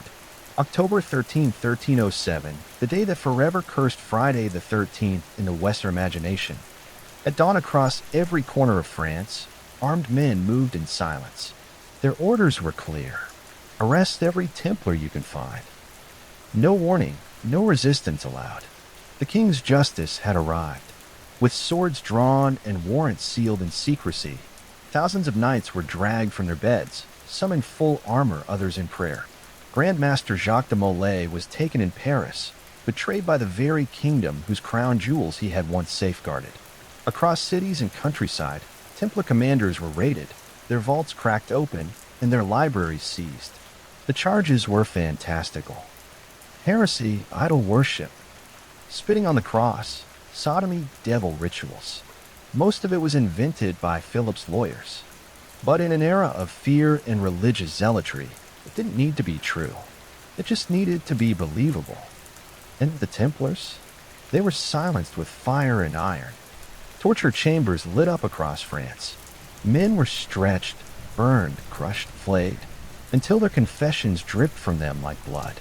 They admitted to whatever their inquisitors wanted, that they denied Christ, that they worshipped a severed head named Baphomet, that they kissed one another in secret ceremonies. Under unbearable agony, even Grandmaster de Molay confessed, then later recanted. It was theater masquerading as justice, a king destroying his creditors by accusing them of sins so grotesque. No one dared defend him. The Pope, Clement V, was humiliated. He had tried to mediate, but Philip had moved too fast, too ruthlessly. Backed into a corner, Clement ordered his own investigation. Other countries like England and Spain hesitated. In many cases, the accusations were dismissed or the Templars released. But in France, the machinery of condemnation rolled on. Philip confiscated their wealth. Though much of it mysteriously disappeared, some whispered the Templars had moved their treasure. Others claimed it had never been found. Still others said the real treasure wasn't gold, but knowledge, secrets, relics, the Holy Grail, the Ark of the Covenant. Whatever the truth, the damage was done. The Templars were no longer a brotherhood. They were fugitives, prisoners, dead men walking. The king had dealt his blow, not with armies, but with ink, fire, and lies. And the world would never look at the Red Cross the same way again. By 1312, the end was inevitable. The Knights Templar, once the most powerful military order in Christendom, had been reduced to broken men in dark cells. Their confessions, wrenched out under torture, were used as justification for what came next. And what came next was dissolution. Under intense pressure from King Philip IV, Pope Clement V formally disbanded the Templar Order at the Council of Vienne in March 1312. The papal bull Vox in Excelso stripped them of their titles, their holdings, and their very identity. Officially, the Templars were no more. The Holy See declared it an act of mercy, not a conviction, but a necessary step to prevent further scandal in reality. It was a political execution dressed in ecclesiastical robes. The order's properties were transferred to the Ninth Hospitaller, but not everything made it there. Much of the Templars' wealth, treasures, ledgers, and rumored relics simply vanished. Some claimed it was hidden. Others believed it was quietly absorbed by Philip's treasury. Whatever the case, the Templars' vast financial empire dissolved like smoke, leaving behind only questions. But the final act had not yet played. In 1314, Grand Master Jacques de Molay, who had spent 7 long years in prison, was led out to a scaffold in Paris. He was to be executed alongside Geoffrey de Charnay, another senior Templar. Both had recanted their confessions, insisting until the end that the order was innocent, and for that defiance they would burn. They were tied to a wooden stake on a small island in the Seine. As the flames rose, de Molay shouted through the smoke, calling on God to judge those who had condemned him. According to legend, he cursed both King Philip and Pope Clement, declaring they would die within the year. And they did. Clement succumbed to illness within a month. Philip followed later that year, suddenly and without warning. Some whispered it was divine justice. Others called it coincidence, but the myth stuck. The Templars had died cursing their killers, and the heavens had listened. With that, the last true voice of the Knights Templar was silenced in fire. Their story ended not in battle, but in betrayal, torture, and flame. Yet even as they were erased from the map, their legend was just beginning to take root. The fires of the Templar executions died out, but the embers of their legend burned hotter than ever. With the order disbanded, their castle seized, and their leaders executed, it seemed their story was over. But something strange happened. Instead of fading from memory, the Knights Templar transformed from disgraced monks into eternal symbols of mystery and power. The secrecy that had once protected them now fed rumors. What happened to their treasure? Where were their scrolls, their relics, their holy knowledge? Some believed the Templars had spirited away the Holy Grail before their arrest. Others whispered they had hidden the Ark of the Covenant or guarded descendants of Jesus himself. There was no proof, just shadows. But in the medieval world, shadows were enough. Then came the idea that the Templars had survived underground. Though officially disbanded, many former Templars quietly blended into society. Some joined other monastic orders. Some became mercenaries, but others, legend claimed, went secret. They formed hidden brotherhoods, preserving their rituals and relics in silence, biding their time. Centuries later, those stories mutated into myths. The Templars were credited or blamed for everything from the construction of Gothic cathedrals to the founding of Freemasonry. Conspiracy theories sprouted like weeds. That the Templars controlled banks, thrones, revolutions. That they had never truly been defeated, just disguised. That behind every major event in history, some hidden hand in a white mantle guided the outcome. Pop culture didn't help. The Templars showed up in books, games, films, sometimes as heroes, other times as villains. Dan Brown's The Da Vinci Code turned them into custodians of holy bloodlines. Assassin's Creed made them a global cabal, pulling the strings of civilization. Each retelling distorted the truth, but fed the fascination. In reality, the Templars were flesh and blood. Brave, yes, flawed, certainly. Religious warriors who tried to mix monastic vows with the violence of war and paid the price. But myths endure because they offer something history often can't. Answers, meaning, mystery. The real Templars died on scaffolds and in dungeons. But the mythological Templars? They still ride in the imagination, eternal, armored and cloaked in secrecy. And in that sense, Philip the Fair failed. He destroyed their bodies, but their legend, untouchable. More than 7 centuries have passed since the last Grand Master of the Knights Templar was burned alive on the banks of the Seine. But the Red Cross still lingers in literature, in architecture, in symbols carved into old stone and whispered through conspiracy theories. The Templars may be gone, but their legacy is anything but dead. They were more than just warriors. They were innovators. In an age when kings still ruled by divine right and banking was seen as a sin, the Templars created a pan-European network of finance, logistics, and diplomacy. Their letters of credit prefigured modern checks. Their commanderies functioned like regional branches of a multinational corporation. They were an early blueprint for globalization, built not with stock markets, but with swords and sacred vows. Militarily, they redefined what it meant to be a knight. Before the Templars, chivalry was a personal code, flexible and often ignored. The Templars turned it into an institution, a discipline enforced with brutal consistency. They weren't lone champions jousting for glory. They were units, trained like modern special forces, willing to die for an abstract ideal and die. They did, often in silence, sometimes in vain, but never without impact. Culturally, they changed how the West viewed religion and warfare. The concept of the warrior monk challenged the notion that holiness and violence were incompatible. They showed that belief could be weaponized, not just in battle, but in politics, finance, and propaganda. And when they fell, it was that same belief in their supposed heresy that justified their destruction. Their fall also served as a cautionary tale. The Templars became a symbol of unchecked power, answerable to no one, protected by the Pope, richer than kings. Their downfall exposed the fragility of institutions, even those wrapped in divine authority. It was a medieval version of a corporate takedown, executed not by shareholders, but by royalty in Rome. Today, their image is more myth than man. But myths shape memory. And the memory of the Templars, courageous, flawed, betrayed, reminds us that history isn't just written in victories. Sometimes it's etched in ash. So the next time you see a red cross on white cloth, remember. It was once worn by men who believed they were doing God's work until politics, ambition, and fear decided otherwise.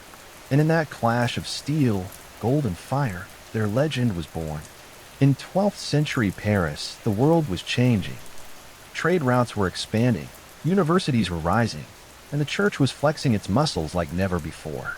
It was an age of ambition, political, spiritual, architectural, and in the center of this rising city stood a dream made of stone.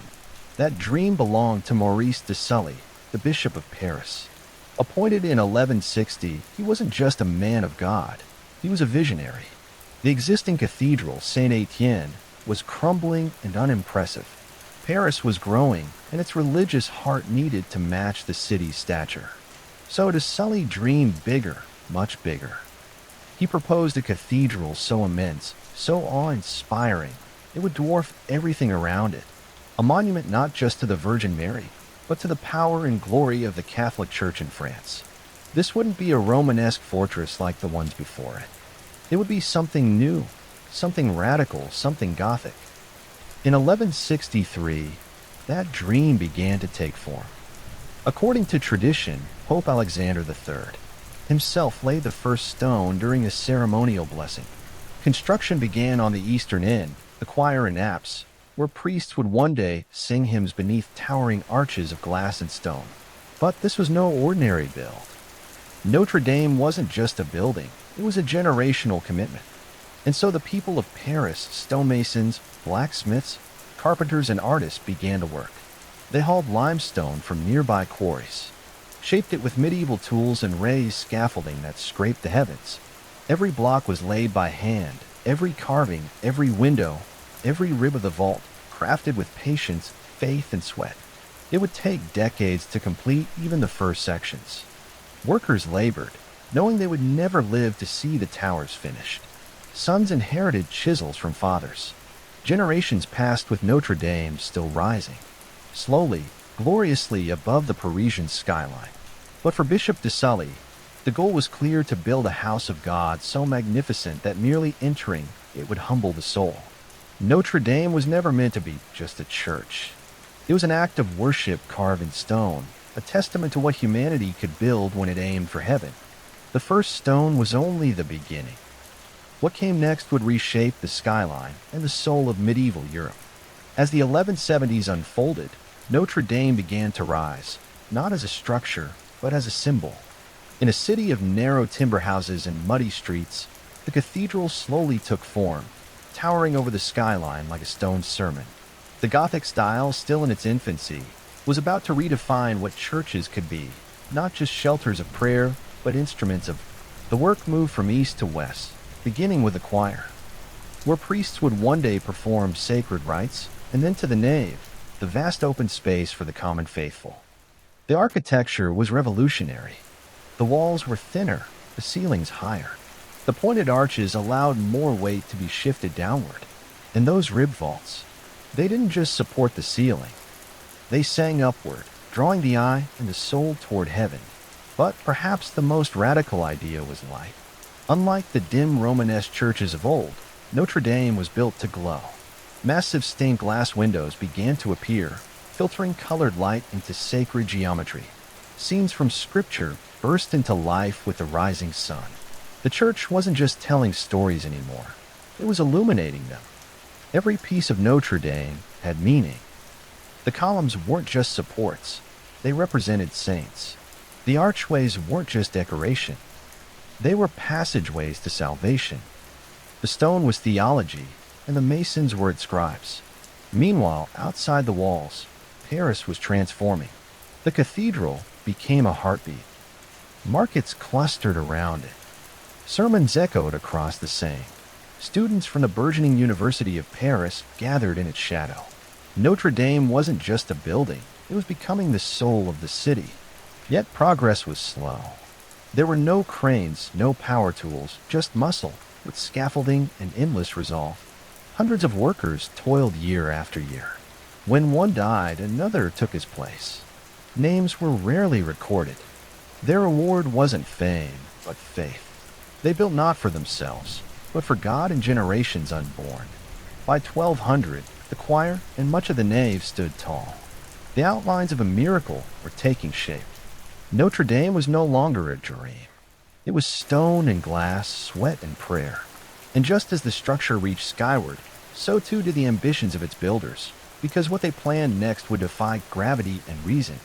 Notre Dame was unlike anything the city had ever seen, but was also dangerously ambitious. As the walls rose and the vaulted ceilings expanded, a problem emerged. The weight, the stone ceilings pressed outward, not just downward. The higher the vaults climbed, the more they threatened to push the walls apart. Traditional Romanesque churches solved this with thick walls and tiny windows. But Notre Dame was built to breathe, to glow, to reach the heavens in both spirit and space. That's when the Masons did something revolutionary. They took a bold architectural idea, one barely tested at the time, and ran with it. The flying buttress. These weren't mere support. They were external arms of stone, arching from the upper walls down to solid piers standing apart from the main building. Like skeletal wings, they braced the cathedral from the outside, transferring the outward force of the ceiling into the ground where it could do no harm. From the ground, they looked impossibly delicate, like lace made of limestone. But they were engineering geniuses. And they allowed Notre Dame to become what was always meant to be, a structure of air, light and impossible height. The use of flying buttresses changed everything. With the pressure off the interior walls, the builders could add even more windows. The Great Rose windows, vast wheels of stained glass depicting saints, angels, and apocalypse, were no longer a dream. They became reality. Color exploded into the sacred space, and God's stories now came not just from the pulpit, but from sunlight itself. Ironically, the original plans for Notre Dame didn't include flying buttresses. Early Gothic builders hadn't yet grasped their full potential. But as the structure grew, so did the strain. The masons adapted on the fly, literally. They began adding these stone wings in the early 1200s, turning necessity into poetry. Critics at the time were divided. Some thought the exposed supports were unsightly, interrupting the clean silhouette of the building, but most stood in awe. Notre Dame looked like it was being held in place by stone angels mid-flight. The cathedral was no longer just a house of God. It was a living demonstration of what faith and math could build together, a hymn carved in gravity-defying limestone, and its wings had only just begun to spread by the early 1200s. Notre Dame had already transformed the Parisian skyline, but its most iconic features were still taking shape. As the eastern end neared completion, attention shifted westward. What rose there would become the face of the cathedral, a part most people would recognize first: the Twin Towers and the monumental W facade. This facade wasn't just an entrance, it was a statement, spiritual, architectural, and political. The church wanted you to feel small as you approached it, and it succeeded. The doors soared to impossible heights. Above them, rows of sculpted kings, prophets, saints, and demons watched every visitor. You weren't just entering a building, you were walking into sacred judgment. Construction began on the west towers around the 12th and 20s. Like everything else at Notre Dame, they took decades to finish. Each tower rose in stages, block by block, higher and higher, until they reached nearly 70 meters tall. And yet they were never completed as originally planned. No spires, no needlepoints, just massive, flat-topped silhouettes, majestic in their simplicity. Between the towers sat the Gallery of Kings, 28 statues representing the monarchs of Judah, misunderstood during the French Revolution as French kings, and tragically decapitated by angry mobs. But during the 13th century, they sent a clear message: divine right, heavenly order, sacred rule. The church and the crown walked hand in hand, and this was their front porch. Below them, the three great portals served as theological storytelling in stone. The central one, the portal of the Last Judgment, was carved with Christ seated in glory, flanked by angels, demons, and resurrected souls rising from their graves. To the illiterate masses, these scenes weren't decoration. They were doctrines. The message was clear: enter with reverence. Eternity starts here. Above the doors, a rose window bloomed into being, nearly 10 meters across, framed by intricate tracery and flanked by statues of the Virgin Mary and Child. Light passed through colored glass like a divine spotlight, projecting saints across the nave. By the mid-1200s, the towers were nearly done.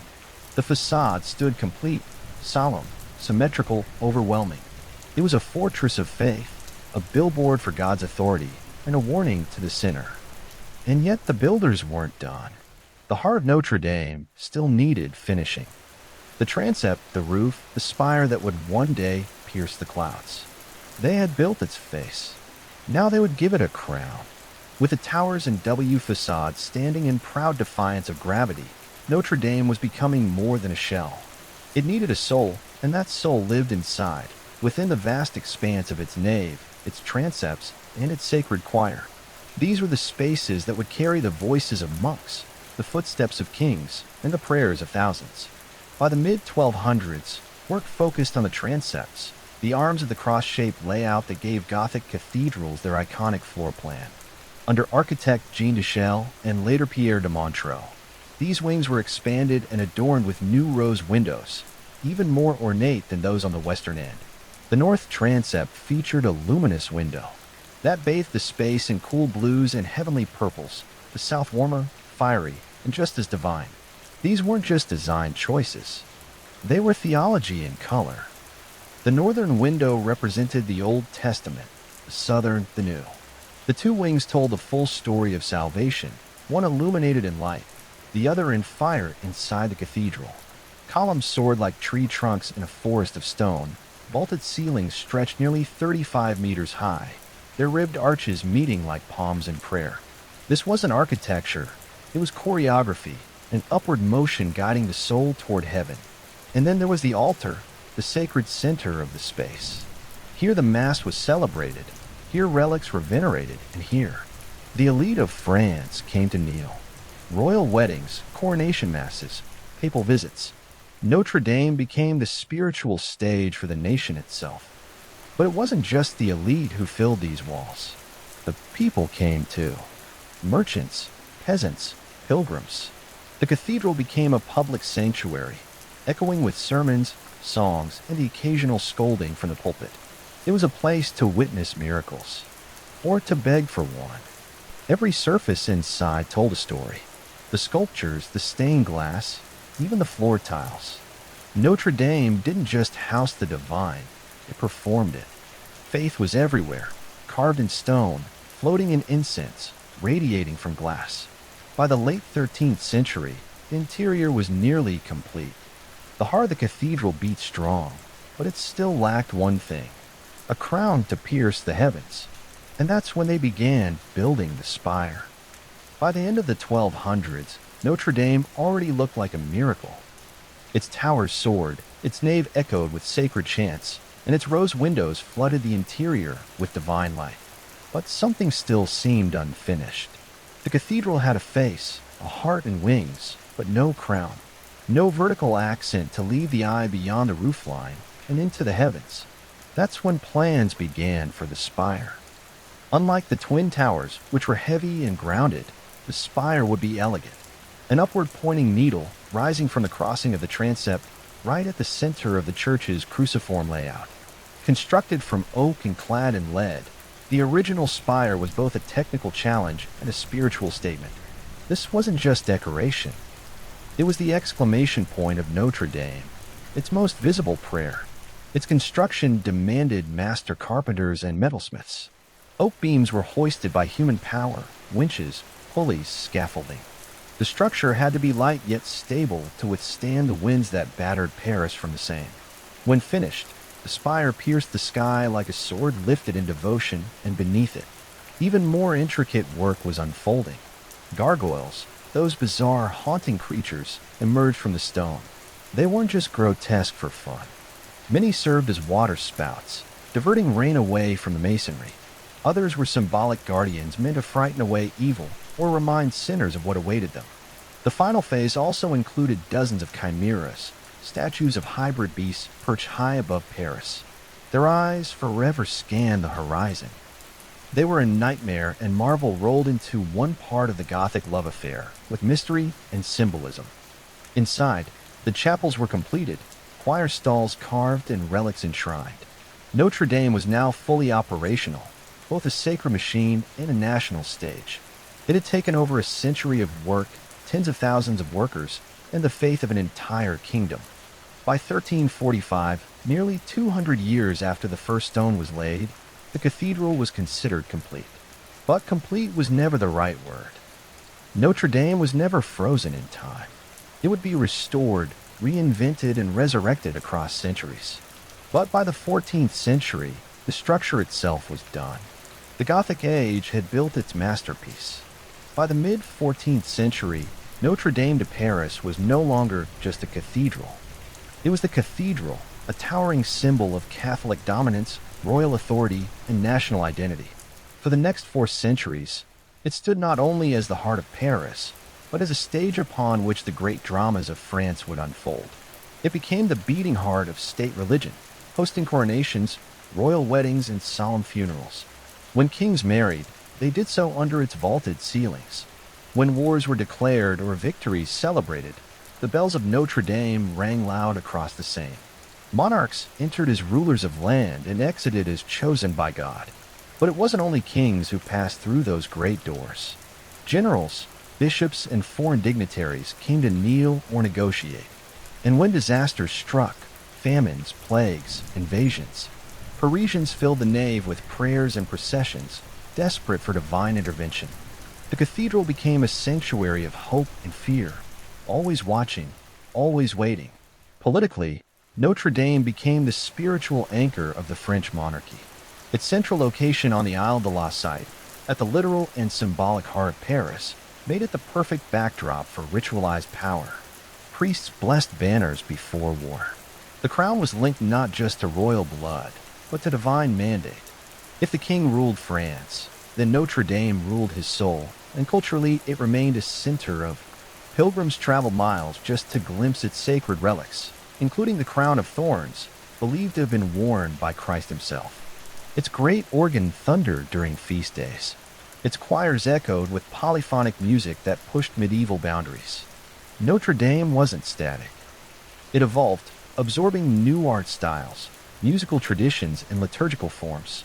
But by the 17th and 18th centuries, its Gothic beauty began to fall out of favor.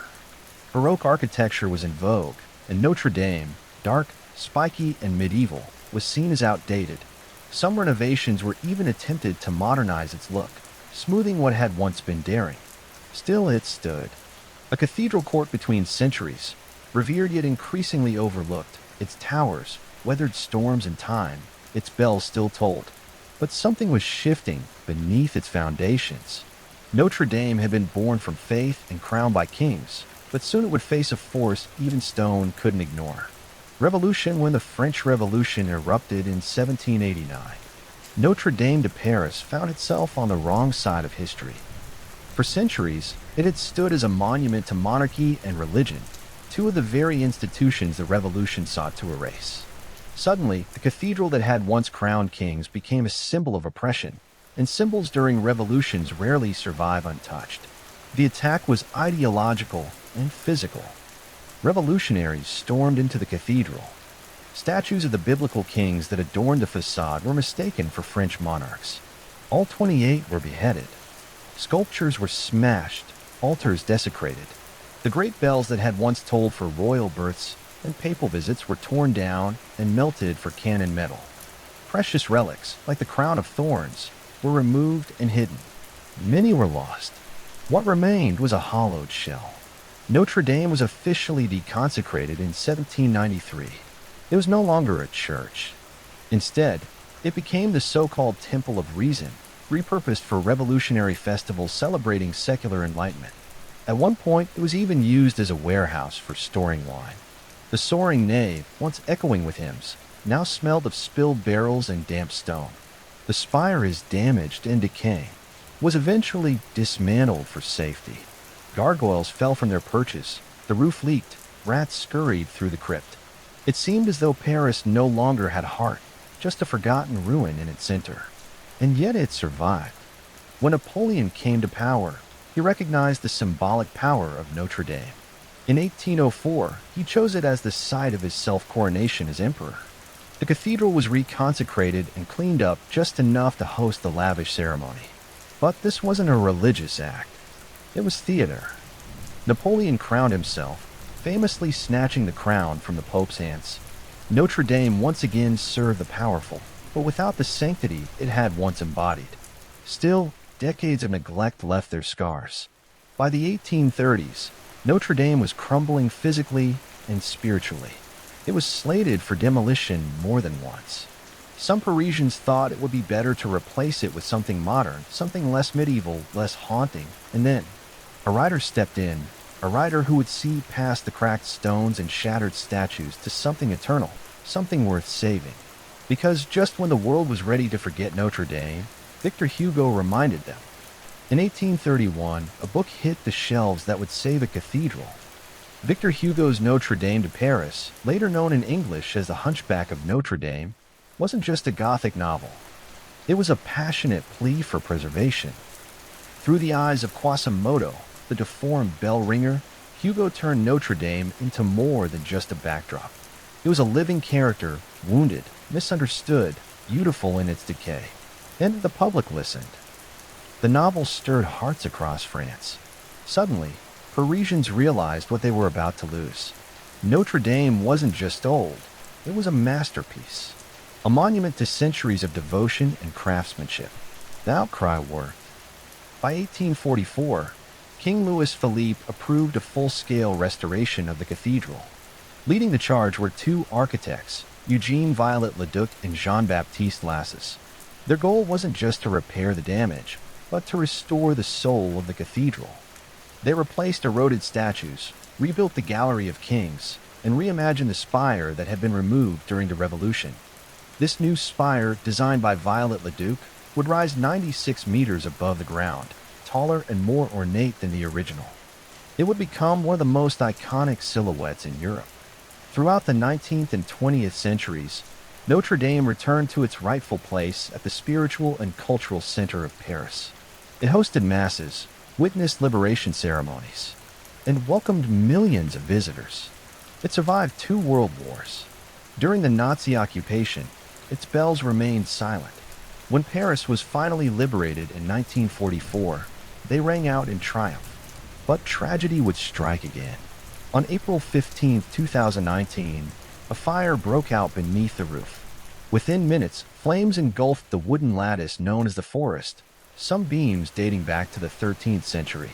The fire raged for hours. The roof collapsed. The 19th century spire fell in a plume of smoke. The world watched in horror as one of humanity's greatest monuments seemed to vanish in real time. And yet, once again, it survived. The stone towers stood firm, the rose windows endured, the relics were saved, and the people of France, along with the world, vowed to rebuild. Notre Dame has always been more than architecture. It is memory, identity, resilience, a church, a symbol, a survivor. And in every stone that rises from its ashes, it reminds us faith and beauty can be reborn. She was born in 1775 in the Guangdong province of China. Her birth name was never recorded. History would come to know her simply as Jingyi Sao, wife of Jingyi. But what she did with that name would shake empires. In her early years, she was a prostitute aboard a Cantonese floating brothel, a common reality for poor girls in 18th century coastal China. These so-called flower boats catered to merchants, naval officers, and pirates. But she wasn't like the others. She listened. She watched. She remembered names. She made powerful clients talk. Over time, she became more than entertainment. She became an information broker. And then came Jingyi, a powerful pirate lord who commanded the Red Flag Fleet, one of the most formidable pirate factions in the South China Sea. He wasn't the first pirate she served, but he would be the last. Struck by her wit and cunning, Jingyi proposed marriage. She accepted, but not without terms. In a move practically unheard of in her time, she negotiated her position. She wanted joint control of the fleet, not just as a wife, but as a partner. She would handle political alliances, manage plunder, and have a say in every strategic move. Jingyi agreed. Whether out of love or shrewdness, he knew she was an asset. Their marriage in 1801. It was the beginning of one of the most successful pirate dynasties in history. Zheng Yisou quickly embedded herself into the fabric of pirate politics. She studied the hierarchies, the rivalries, and the codes of the pirate world. While Jingyi sailed and conquered, she quietly built networks, recruited allies, and learned to rule from the shadows. But she didn't stay in the shadows for long when Jingyi suddenly died in 1807. Possibly in a typhoon, many assumed his empire would fracture. Dozens of pirate captains waited to pounce, expecting a power vacuum. What they got instead was a power grab. Jingyi Chao stepped into command, not with brute force, but with strategy. She took over the Red Flag Fleet, she solidified alliances, and she married Jingyi's adopted son and lieutenant, Chung Pakai, ensuring both personal loyalty and military strength. From prostitute to pirate queen in less than a decade, and she was just getting started. When Zheng Yichao took command in 1807, she didn't just inherit a pirate fleet, she inherited a floating kingdom. But instead of it splintering in chaos after her husband's death, she tightened her grip and made it even more powerful. Under her rule, the Red Flag Fleet didn't just survive, it multiplied. The South China Sea had long been plagued by pirates. But what Jingyi Chao commanded was unprecedented. She oversaw an armada of over 300 ships, and within a year that number swelled to more than 600. Some estimates claim she eventually led over 1,800 vessels with up to 70,000 men under her command, more than the navies of several European powers combined at the time. She did this with ruthless pragmatism and a keen understanding of pirate psychology. She maintained power not just through force, but by creating a system that bound her captains to her. She instituted a strict code of laws that governed every part of pirate life. Loot, loyalty, discipline, and punishment. Disobedience was met with swift brutality. Anyone caught stealing from the common treasury lost their head. If a pirate assaulted a female captive without permission, he was executed. If a pirate deserted, his ears were cut off and he was paraded before the fleet as a warning. But it wasn't just fear. Zheng Yichao offered protection, structure, and profit. Her code allowed pirates to keep a fair share of loot 20%, while the rest went to a communal fund managed by her. This gave everyone a stake in the system and built loyalty through stability. Even defeated rivals and coastal villagers often chose to join her rather than resist. She divided the massive fleet into 6 squadrons, each with its own color: red, black, white, blue, yellow, and green, but all ultimately reported to her.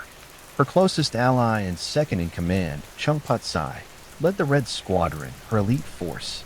Under Zheng Yisao, piracy became a government of its own with taxation, defense, and hierarchy. She ruled sea lanes from Vietnam to Hong Kong, controlling trade, raiding imperial outposts, and even collecting tribute from coastal towns. The Qing dynasty had a navy.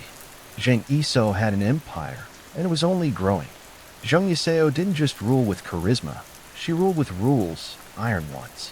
While the image of pirates often conjures up chaos and drunken revelry, her fleet operated more like a disciplined corporation than a gang of outlaws.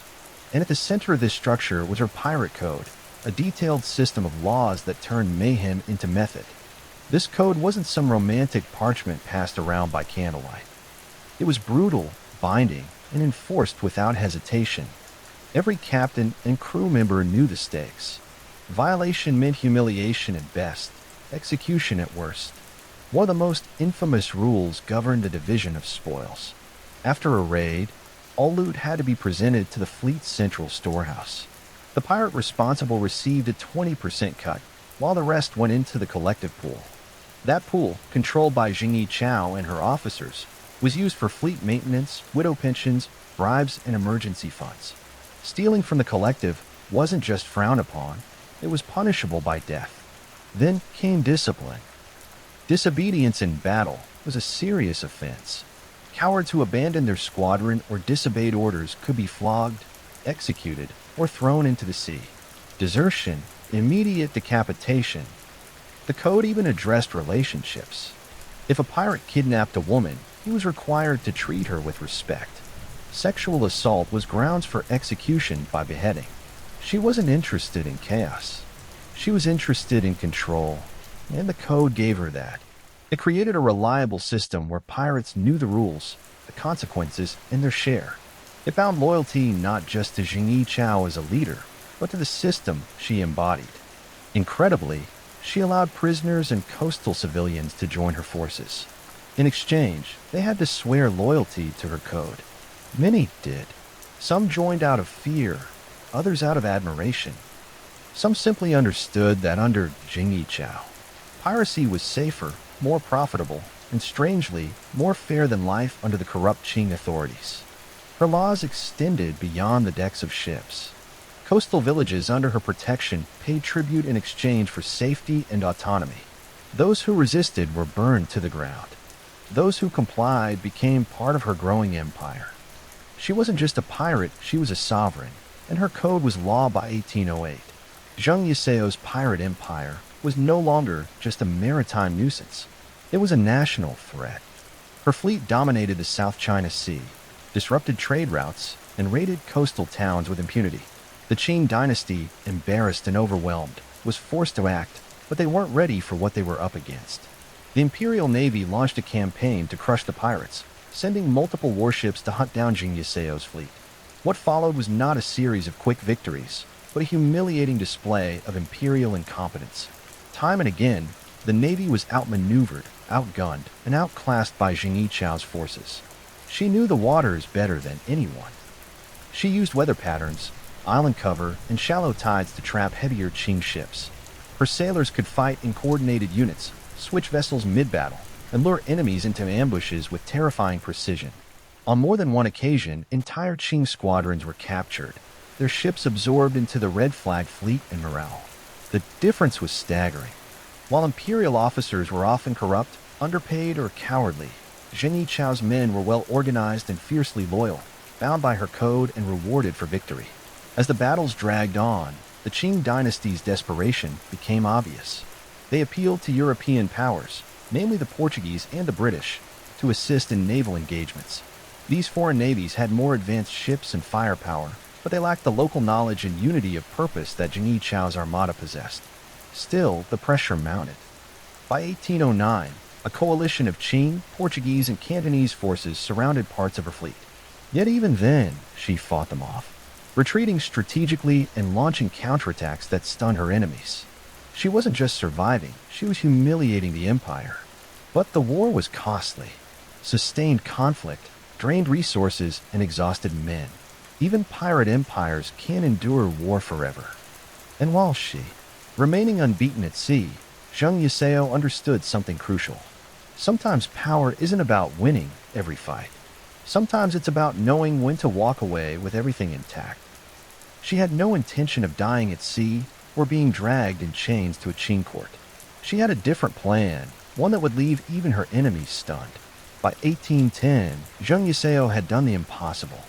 She had held off the might of the Qing dynasty, humiliated foreign navies, and ruled the waves with unmatched dominance. But she was also a realist. She knew that wars, especially ones with endless fronts and growing enemies, couldn't be fought forever. Supplies were thinning, alliances strained, and her fleet, though still massive, was beginning to feel the weight of attrition. So she changed tactics. Zheng Yichao reached out to the Qing government. Not with surrender, but with terms. Bold ones. She knew she held leverage. The Qing had failed to beat her militarily. Their own citizens feared her more than they respected the empire. She could bargain not as a criminal begging for mercy, but as a leader of a state. She traveled to Guangzhou personally, on her own ship, surrounded by armed guards, flying the red flag fleet's colors proudly. It wasn't a plea, it was a power move. She requested amnesty not just for herself, but for her entire fleet, thousands of pirates. She demanded the right to keep her wealth. She even insisted her second-in-command and husband, Cheng Patsai, be given a military rank in the Qing Navy. The government was stunned, but the truth was they were tired too. The empire couldn't afford another costly, drawn-out campaign. So, in a moment of rare pragmatism, they agreed. Zheng Yichao surrendered with style. On April 18, 1810, she led over 17,000 pirates, men, women, and children into the city, not in chains, but in procession. Over 200 ships were handed over, weapons laid down ceremonially, and the entire pirate confederation disbanded without a drop of blood spilled. No trials, no executions, no forfeiture of wealth. Cheng Patsai was granted a captaincy in the Qing Navy. Zheng Yiseo retired as a free woman, untouched, undefeated, and still immensely rich. In a world where most pirate stories end in betrayal or death, Zheng Yiseo's story ended with negotiation and retirement.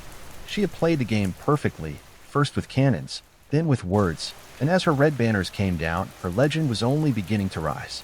Most pirate stories end in blood, gallows, or obscurity. But Zheng Yichao didn't just escape that fate. She built a second life from it. After negotiating the greatest pirate surrender in history, she walked away not as a fugitive, but as a respected, wealthy woman with her legacy intact. In 1810, after the surrender of her fleet, she settled in Canton, modern-day Guangzhou, with her husband Cheng Pakai, who now served as a captain in the Qing Navy. The transition from pirate queen to respectable citizen might seem absurd, but for Zheng Yichao, it was just another act of calculated survival. She lived openly, even comfortably, and the Qing authorities largely left her alone. Rather than fading into obscurity, she quietly became a businesswoman. She opened a gambling house and an opium smuggling operation, technically illegal, but largely overlooked due to her influence. She wasn't out to build another empire. But she had no intention of being forgotten either. She kept her connections, protected her wealth, and lived on her terms. Her marriage to Cheng Patsai endured, and together they raised a family. While he continued serving the Qing Navy, hunting down pirates ironically similar to their past selves, Zheng Yiseo focused on their business interests. She moved in elite circles, consulted on maritime affairs, and remained a legendary figure among sailors and traders throughout the South China coast. What's extraordinary isn't just that she lived, it's how she lived. She broke every mold her society had for women. Born poor, sold into prostitution, She clawed her way to the top of a male-dominated criminal world. Then, instead of dying in battle or on the scaffold, she retired peacefully and died of old age in 1844 at the age of 69. She didn't seek redemption. She didn't need it. Her life was the ultimate act of defiance, a living rebuttal to every law, custom, and expectation set before her. In a time when women were barely allowed to speak in public, Zheng Yichao commanded fleets, dictated treaties, and negotiated with emperors. And then she walked away richer and freer than any pirate in history, her sails lowered, her cannons quiet. Yet her legends still echoed across the sea. History remembers pirates like Blackbeard, Bartholomew Roberts, and Henry Morgan, men who roamed the Caribbean, sowed chaos, and met violent ends. But in the shadow of their infamy stands Zheng Yichao, not only as their equal, but as someone who surpassed them by almost every measure. She didn't captain a handful of ships. She commanded entire fleets. She didn't plunder a few coastal towns. She controlled entire regions of the sea, and she didn't die on the gallows or in a gunfight. She negotiated her way out of piracy and into peace. Among the pantheon of pirate legends, she remains the most successful and least understood. But make no mistake, her success wasn't just luck or ruthlessness. It was strategy, intellect, and a deep understanding of power. She was a tactician, a politician, and a psychologist. She knew how to keep loyalty through fear, yes, but also through order, reward, and a carefully crafted system. And what made her truly exceptional was the fact that she achieved all of this as a woman in Qing-era China, a society steeped in Confucian ideals that confined women to silence and servitude. Women weren't expected to lead in the marketplace, much less on the high seas. Zheng Yichao didn't just challenge that norm. She shattered it. She earned the respect of hardened pirate captains, forced the Qing dynasty to the negotiating table, and ended her life as a business owner and matriarch. She wasn't dependent on a man's legacy. She took it, expanded it, and made it her own. In popular memory, she remains something of a phantom, less famous than her male counterparts. Less romanticized in Western literature and often omitted from mainstream history, but within maritime circles and Chinese coastal lore, she is spoken of with, "The Red Flag fleet may have vanished, its sails lowered for good, but the memory of Zheng Yichao lingers like a ghost ship, silent, untouchable, and larger than life. Not just a pirate, not just a woman, but a legend that made empires kneel. And in a world ruled by men, she didn't ask for a place at the table. She took the entire ocean. Despite commanding the largest pirate fleet the world has ever seen, Zheng Yichao remains strangely absent from most mainstream history books. Her legacy, though immense, has been obscured, overshadowed by Western pirate myths and buried beneath layers of colonial bias, gender prejudice, and political discomfort. Why? Because her story doesn't fit the traditional mold. She wasn't a tragic anti-hero like Blackbeard. She didn't die in battle. She wasn't European. And most threatening of all, she was a woman who outplayed an empire. That kind of power disrupts the neat, male-dominated narrative historians have long preferred. In Chinese official records, she's treated more like a problem solved than a figure worth studying. The Qing dynasty didn't want to celebrate her. They wanted to forget her.